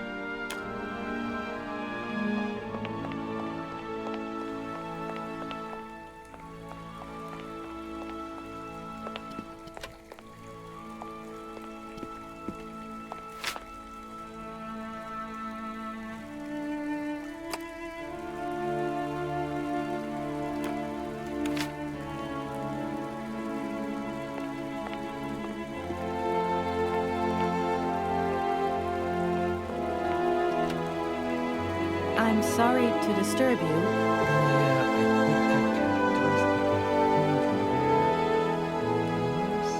I can see that I'm disturbing you. Hey, no, checking two moves. Maybe I'll squeeze him with my bishop instead. Nothing like a good squeeze from a bishop. Okay, I wouldn't like to disturb you any longer.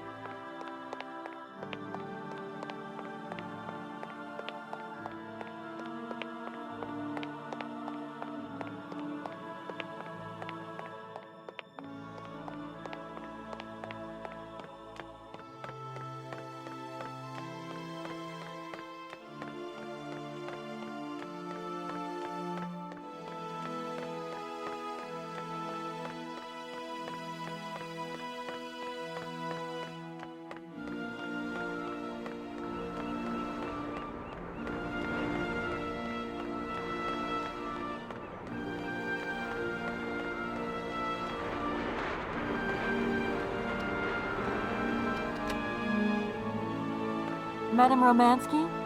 Madame Helena Romansky? Who are you? What do you want? I'm sorry to disturb you, ma'am. My name's Kate Walker. I've come on behalf of Frank Malkovich. Ah, Malkovich, the old son of a gun. Are you one of his relatives? Not exactly. He's a good friend of my mother's. He told me you might be here in Arrowbed. I'm American, a lawyer. To what do I owe your visit? You have come so far. It must be important. Indeed it is. I have very delicate and pressing business to attend to. I have just left... Later, my dear, later. I have a slight headache. This hotel mask pinch so. I have to go in. Please, could you be so kind as to call my valet? Your valet? Of course. You back here again? How dare you show your damn face round here? Get out of here immediately. Please. I absolutely must find... Miss Romansky. Oh, yes. I'm sorry. She managed to lie her way in here. Don't matter how vigilant you are, there's always one. But it won't happen again. She'll be out on her ear before you can say, I hope she hasn't upset you too much. Oh, Felix. Stop being such a grizzly bear. This woman is my guest. She's your guest? But that ain't possible. This vandal didn't even know you 3 hours ago. Be quiet, Felix, before you offend someone. Miss Rumansky, please. This maniac turned up earlier and tried to wreck the fountain. If it wasn't for the... I said enough, Felix. Please treat Miss Walker with the respect befitting one of my friends. Don't touch and don't swear. Have I made myself clear, Mr. Smetana? Yes, yes, crystal clear, Madame Romansky. Please do accept my humble apologies. Very good, Felix. You may go now.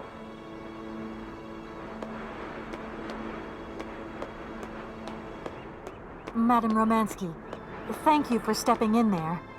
I'm so embarrassed to put you to such trouble. Oh, nothing that I haven't lived 1,000 times before, my child. I want to go in now. I am exhausted. Can you call James to pick me up? Certainly, ma'am. Right away.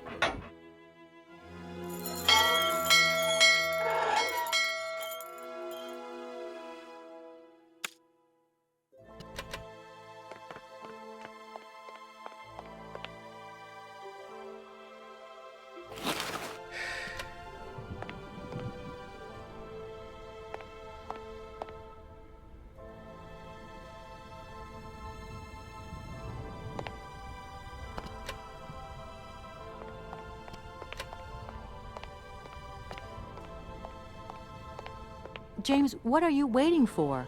Don't tell me you didn't hear the bell this time. The bell did indeed ring, but it is very windy outside, isn't it? Yeah, it is a bit gusty. But what's that got to do with it? Madam doesn't understand. She says an automaton doesn't need protection, but my insides don't like the salty wind. I'm afraid to go out, you know. And if you wore my mask to protect you against the salt, would that help? Oh, most certainly.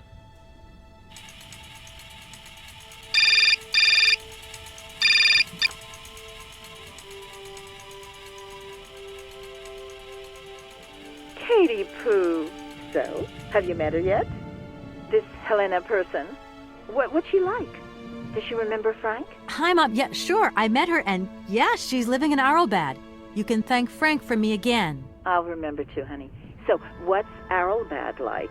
Maybe Frank can take me there one day. It's this seaside resort, Ma, but it isn't what it used to be.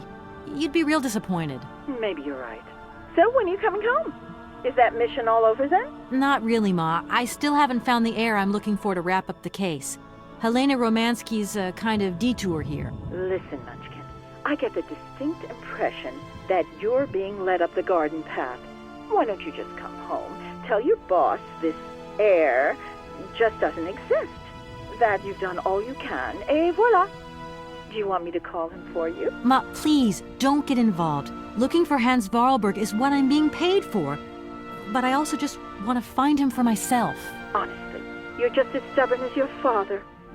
Don't complain that your mother didn't warn you. Don't worry, I won't.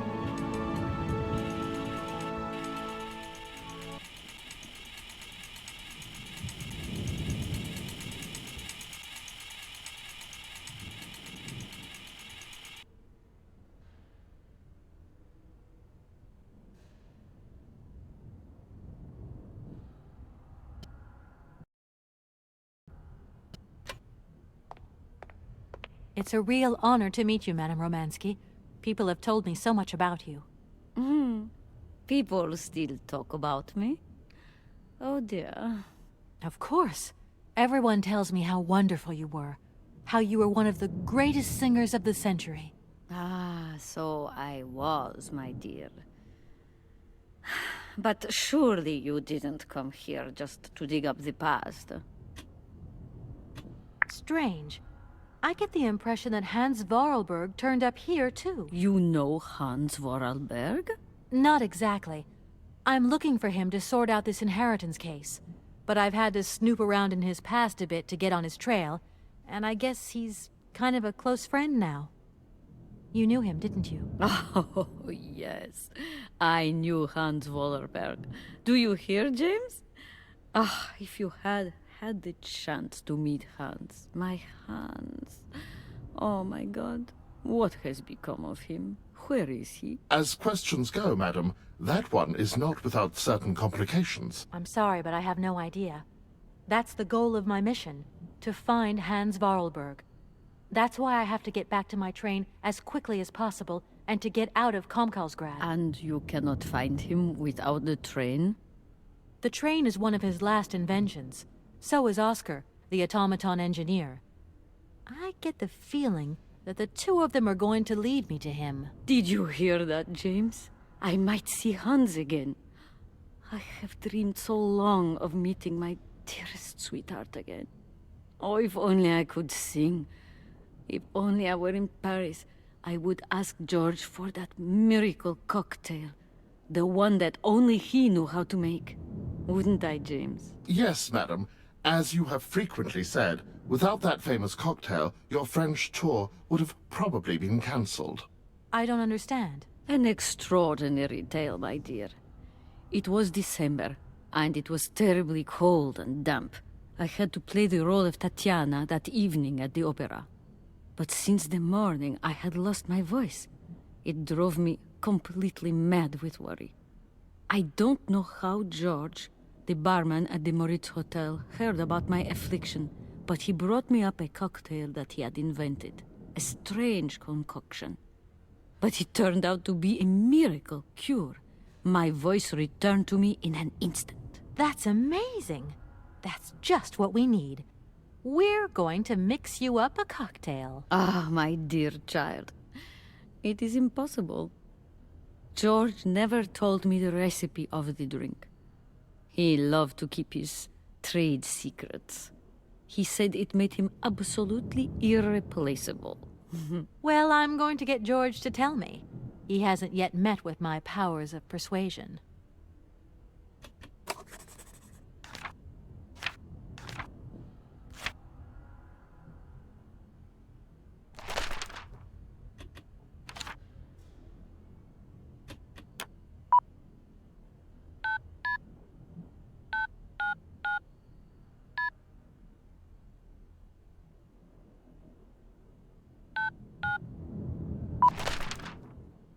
Hello, Hotel Moritz? Reception here. Can I help you? I'd like to talk to Mr. George. He's a barman at your hotel. I'll connect you with the bar. Just a moment. Hello, Hotel Bar? Hi. I'd like to talk to George, please. George? You mean Mr. George? Yeah, probably. He must have been a barman at the Moritz in the 50s. Well, don't want to disappoint you, but Mr. George stopped working here quite a while ago. What was it about? I've been told that Mr. George had a recipe for a fantastic cocktail, and only he knew the ingredients. I absolutely must know what was in it. It's a matter of life and death. I'd love to help you, ma'am, but you see, old George, now he knew a lot of cocktails. One hell of a barman and one hell of a reputation. He did write down his recipes before he left, but if you can tell me which one you were looking for exactly? I don't know. There are a lot of them, you say? Yeah. The Paris Peking Shuffle, the Deep Green Secret, Boko Poco, Blue Helena, Red Mambo. Helena! Yeah, that's the one. The Blue Helena. Right, I'll take a look. Blue Helena, you say? Let's see. 1 measure of vodka, 1 measure of blue curacao, 1 measure of honey, a dash of lime and ice cubes. Shake it all together, and Bob's your uncle. Perfect. Thank you very much, sir. You have been most helpful to me.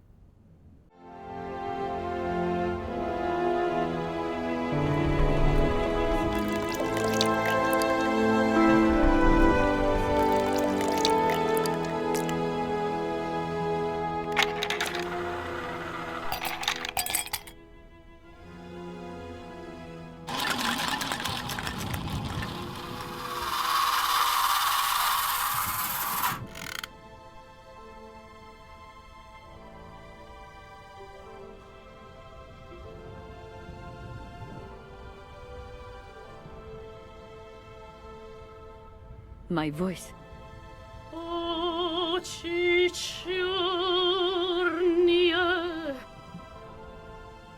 My God, that is atrocious. Horrific. It was too good to be true.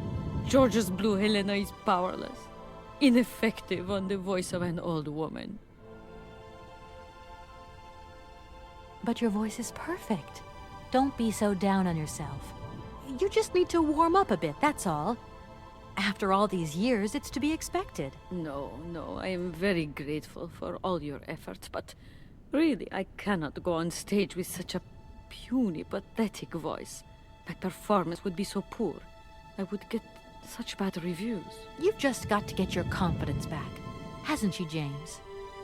I must concur, madam. It sounds to me like your voice is fully restored. James, be quiet. You are a sniveling little creep.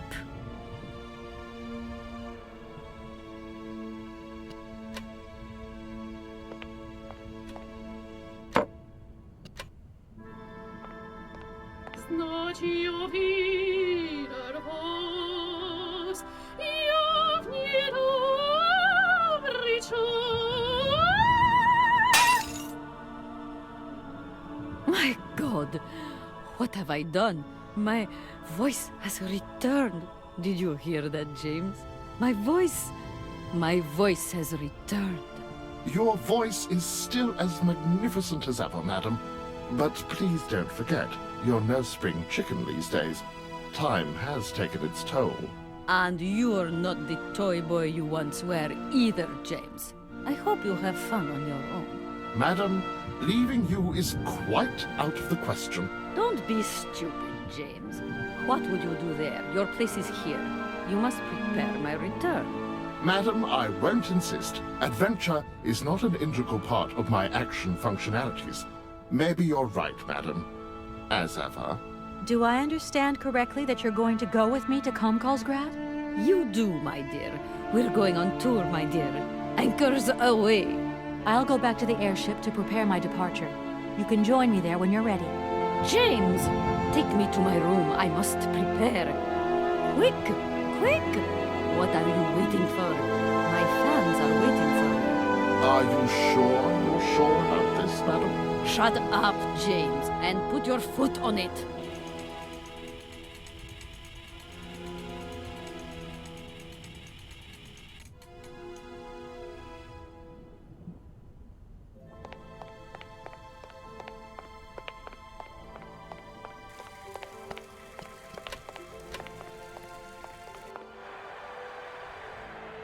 Четко действует Руслан Нигматуллин.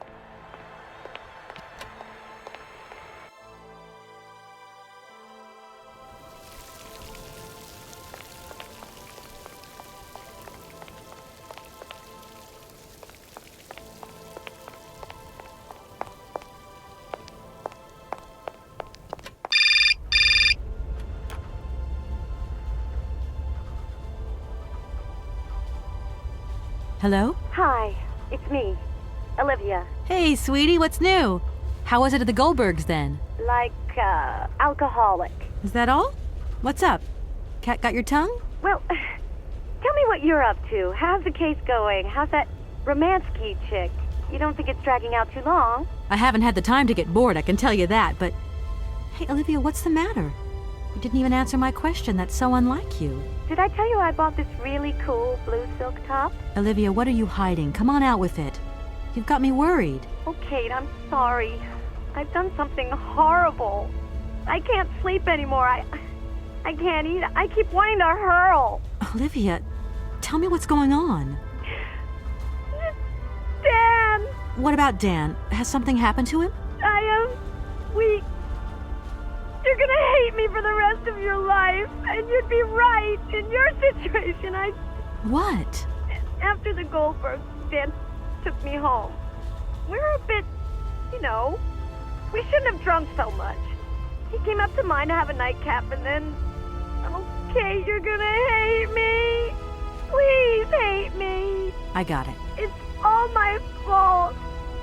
I could never tell you that I've had the hots for Dan for ages, because you're my friend and you were engaged and all, but But then we got so close lately, and I just lost sight of what's right and what's wrong. Kate, the guilt is killing me. I want to die. Look, don't bust a gut over it. You and Dan, it's like not real right now. I gotta go, Olivia. I need to process this new bit of data. Are you like some automaton or something? Kate, please. I'm hanging up now. I want to be on my own.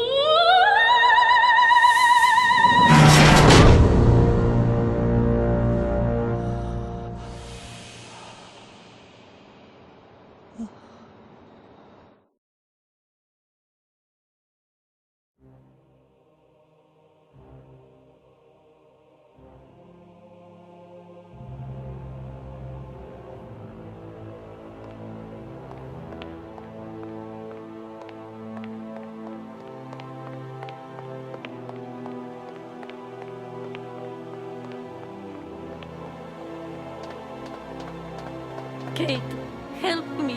What is happening? What does this man want of me? He has gone totally mad. Don't worry. There must be some way of getting you out of there, and I'm going to find it. But do hurry up, my child. I am terrified he will return and become dangerous.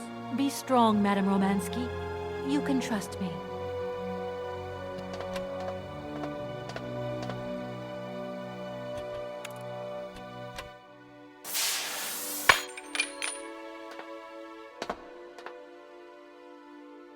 At last, young lady, I was beginning to be desperate.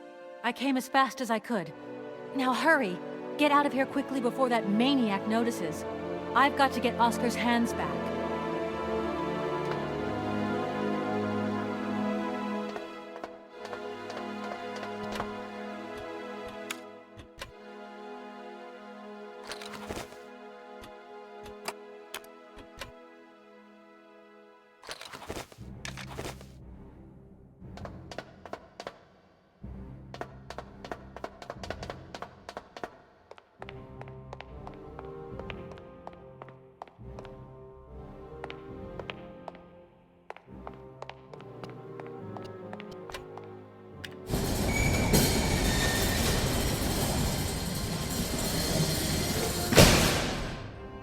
Are you all right, madam?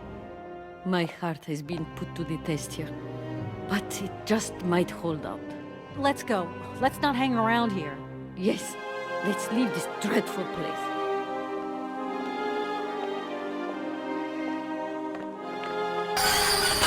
Oh! My God! What has happened now? Ha ha! I try, Miss Walker, but you are not strong enough. Not for me. So you can stop playing games now. Return the hands to me, and bring Madame Romansky back, or I shall not be responsible for my actions. You don't scare me, you old lunatic. Helena, grab the hands and get back to the train. Tell Oscar to get ready to leave.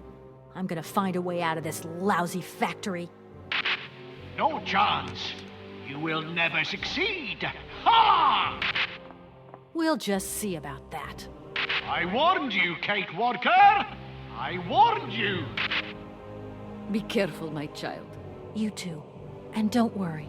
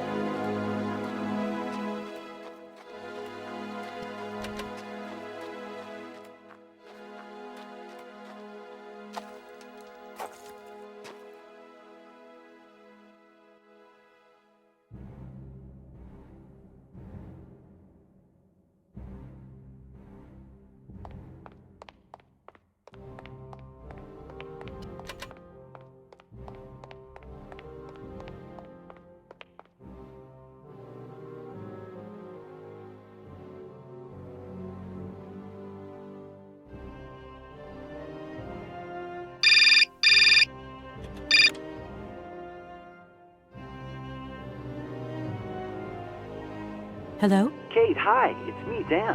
Are you all right? I'm okay now, yeah, thanks. But if I said that not long ago I was grappling with a mad music lover who wanted to kidnap an old forgotten opera star, but I foiled his plan and escaped through an abandoned mine, then I guess it's completely mad. You'd be proud of me, Dan. Real proud. Kate, I don't understand a thing you're saying. I barely recognize you. No, it doesn't matter. How was your day? Yeah, of course. I went to dinner with the Goldbergs. I finally beat Bob at squash. The cleaning woman broke the vase in the entrance hall. Well, other than that, nothing new. I see. Everything's cool, though? Yeah, everything's, cool. You're not missing me at all? Oh, yeah, sure I am. I had Olivia on the phone. She was a little upset. Nothing to say? I'm so sorry. I don't know what came over me. It happened so quickly. I just totally lost control. I was so weak, so dumb. I can't imagine how... I can't imagine how you could ever forgive me. What a bastard I've been. I don't know, Dan. Maybe I'm to blame somewhere in all this. Maybe I pushed you into Olivia's arms. I'm well aware that this trip has taken me far from New York and far from the Kate you once knew. And you know what surprises me the most? I don't miss it. What's happening to us, Kate? Maybe we've just realized we don't really love each other, Dan. We can talk about it when you get back if you want. I don't know, Dan. We'll see.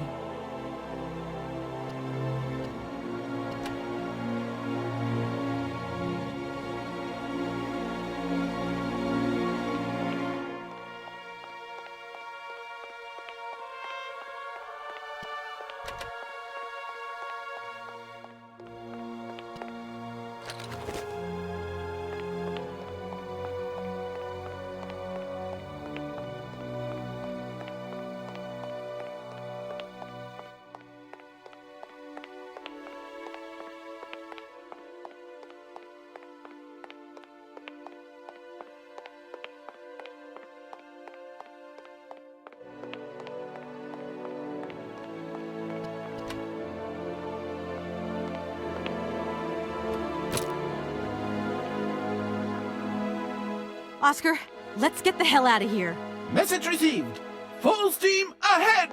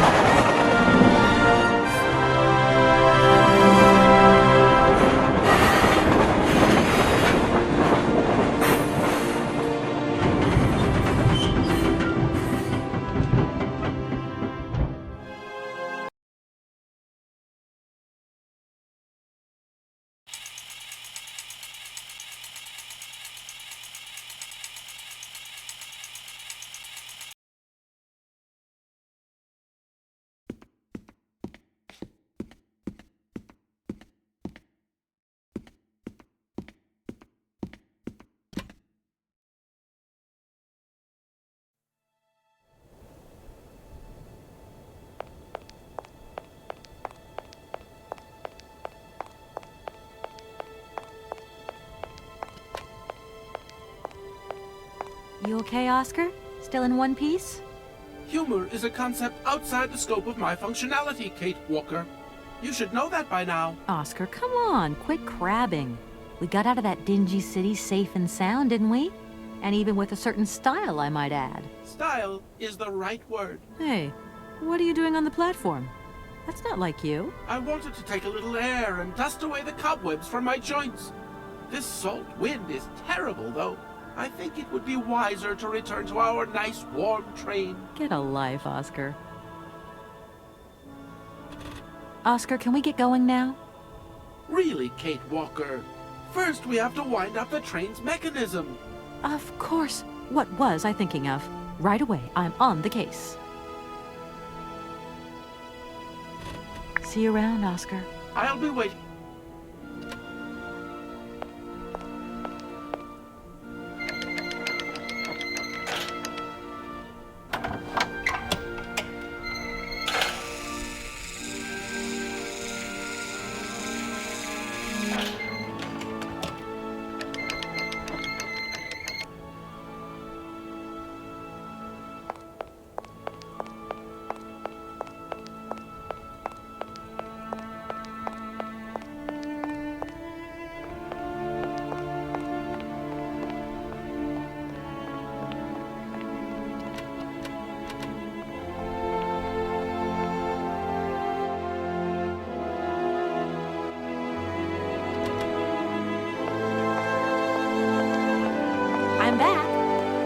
Brought your celebrity guest back, just as I said I would. We had one or two hitches on the way.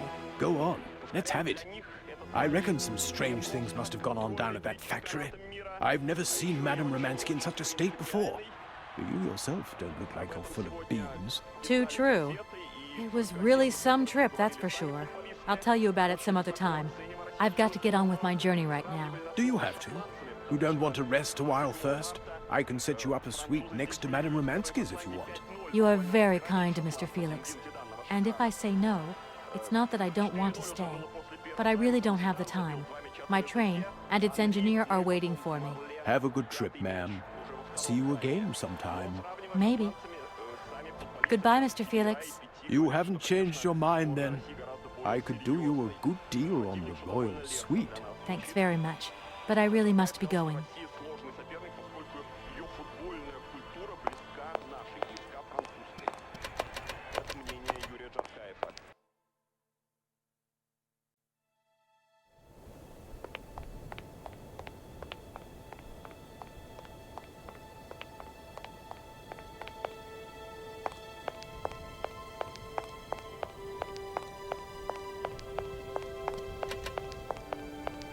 Hello, Oscar.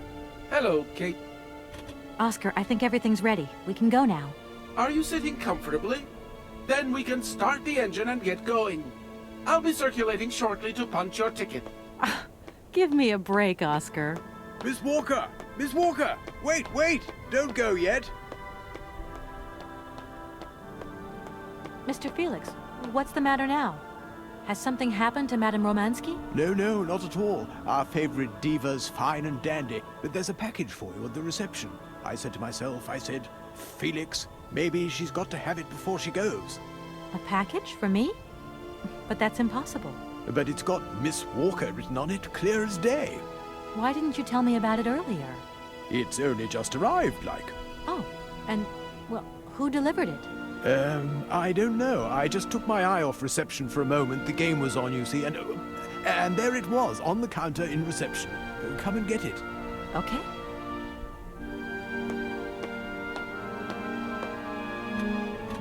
See you around, I'll...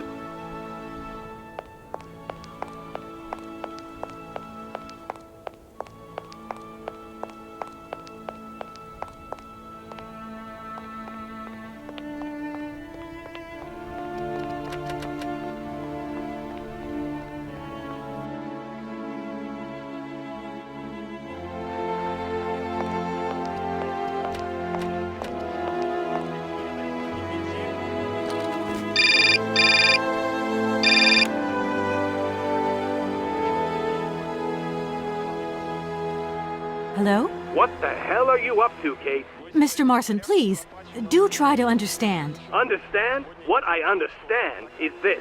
1, our main client is ready to drop the whole caboodle if the deal isn't tied up in the next 24 hours. 2, this is going to cost the firm molti dinero. And 3, I made a serious error of judgment trusting you with this case. That's what I understand. I know it doesn't look like it, but... No buts, Walker. You're looking for a senile old creek and you're making heavy weather of it. You know, he isn't as senile as all that. He's got this creative streak. Look, drop the mumbo-jumbo. I don't want excuses. I want... I've got to go, Mr. Marson. I think I'm onto something.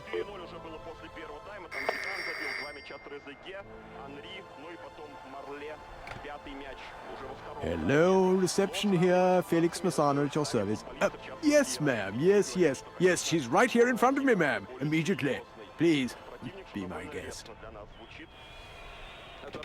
Miss Walker, Madame Romansky would like you to join her at the hotel bar as quickly as possible. I'm going.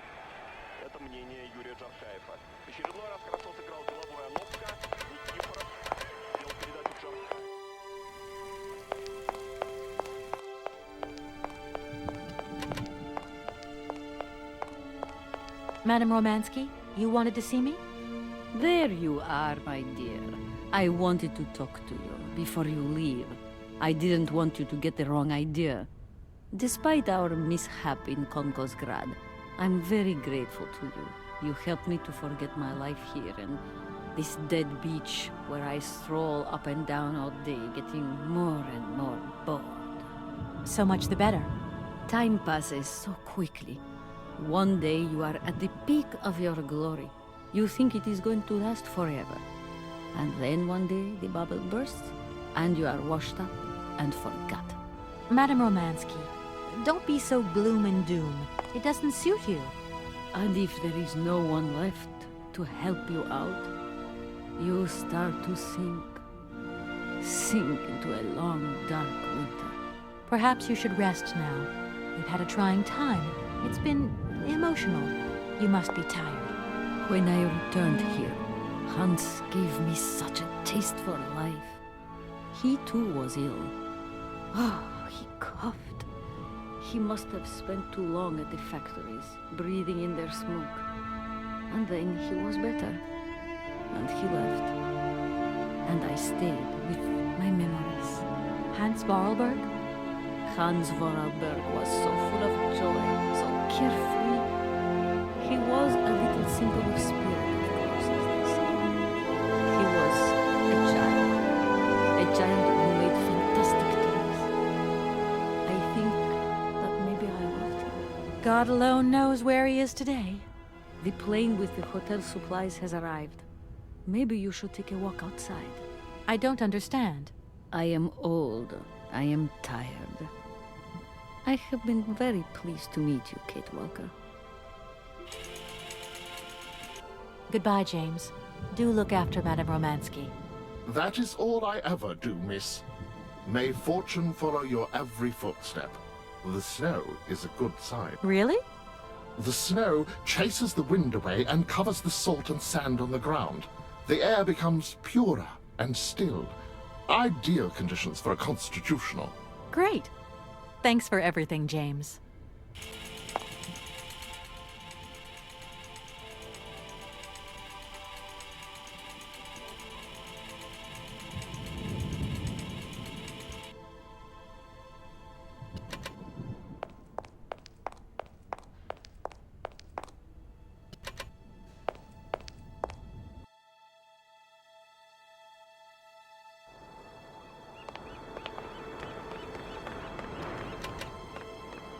Good morning, sir. Mr. Voralberg? Hans Voralberg? You've brought the train, then.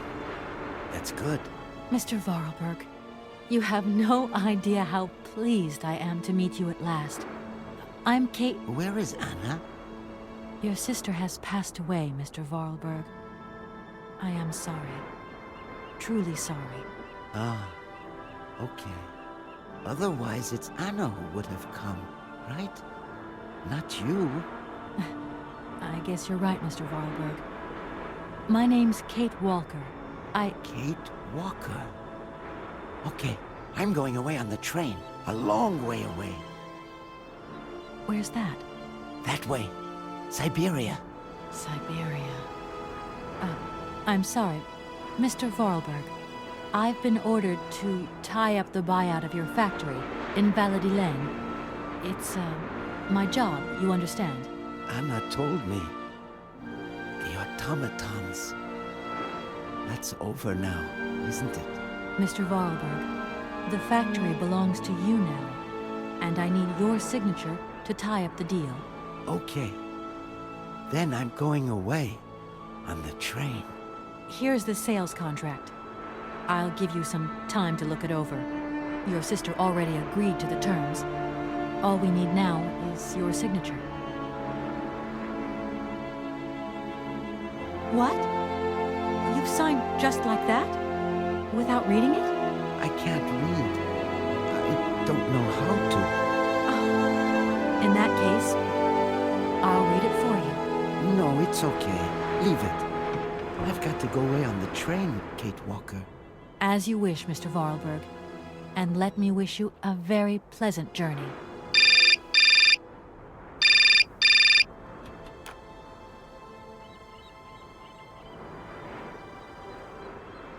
Yes? Listen, Walker, I've decided to send over some backup. No need, Mr. Marson. What do you mean? Hans Voralberg has just signed. Everything's hunky-dory. Are you saying that... Yep. That Voralberg Manufacturing is now the exclusive property of the Universal Toy Company. But... that's great news. Good work. Excellent work, Walker. A real masterstroke. I knew I could count on you, Kate. I congratulate you. Thank you, sir. Right, now get back here as quick as you can. I want those papers on my desk tomorrow. My secretary will organize a meeting with Universal Toys immediately. You'll no doubt want to hand over the contract yourself. And now that I think of it, I've got no one on the Schwann Airport case. Big trial coming up. A real opportunity. The job is yours. My little way of saying thank you, Kate Walker. You're too kind. You have a great career as a lawyer ahead of you, Kate. See you tomorrow. Well done again, and don't lose those papers, huh? That would be the dumbest thing. Sure. Real dumb. Kate Walker? Yes, Mr. Voralberg? Are you coming on the train too, Kate Walker? No. That really wasn't in the plan. But thanks for offering. This adventure's all over for me now, Mr. Voralberg. Too bad. Silly, really. You don't like adventure, do you? I don't really... I mean, maybe there's... It's not easy to say. Yes? I have to go back to New York. They're waiting for me there, you understand? I understand. The plane. It's going to New York too, maybe. Maybe. I suppose I'd better go find out. Yes. It's more sensible. Maybe. See you later, Kate Walker. Yes. See you later, Mr. Voralberg.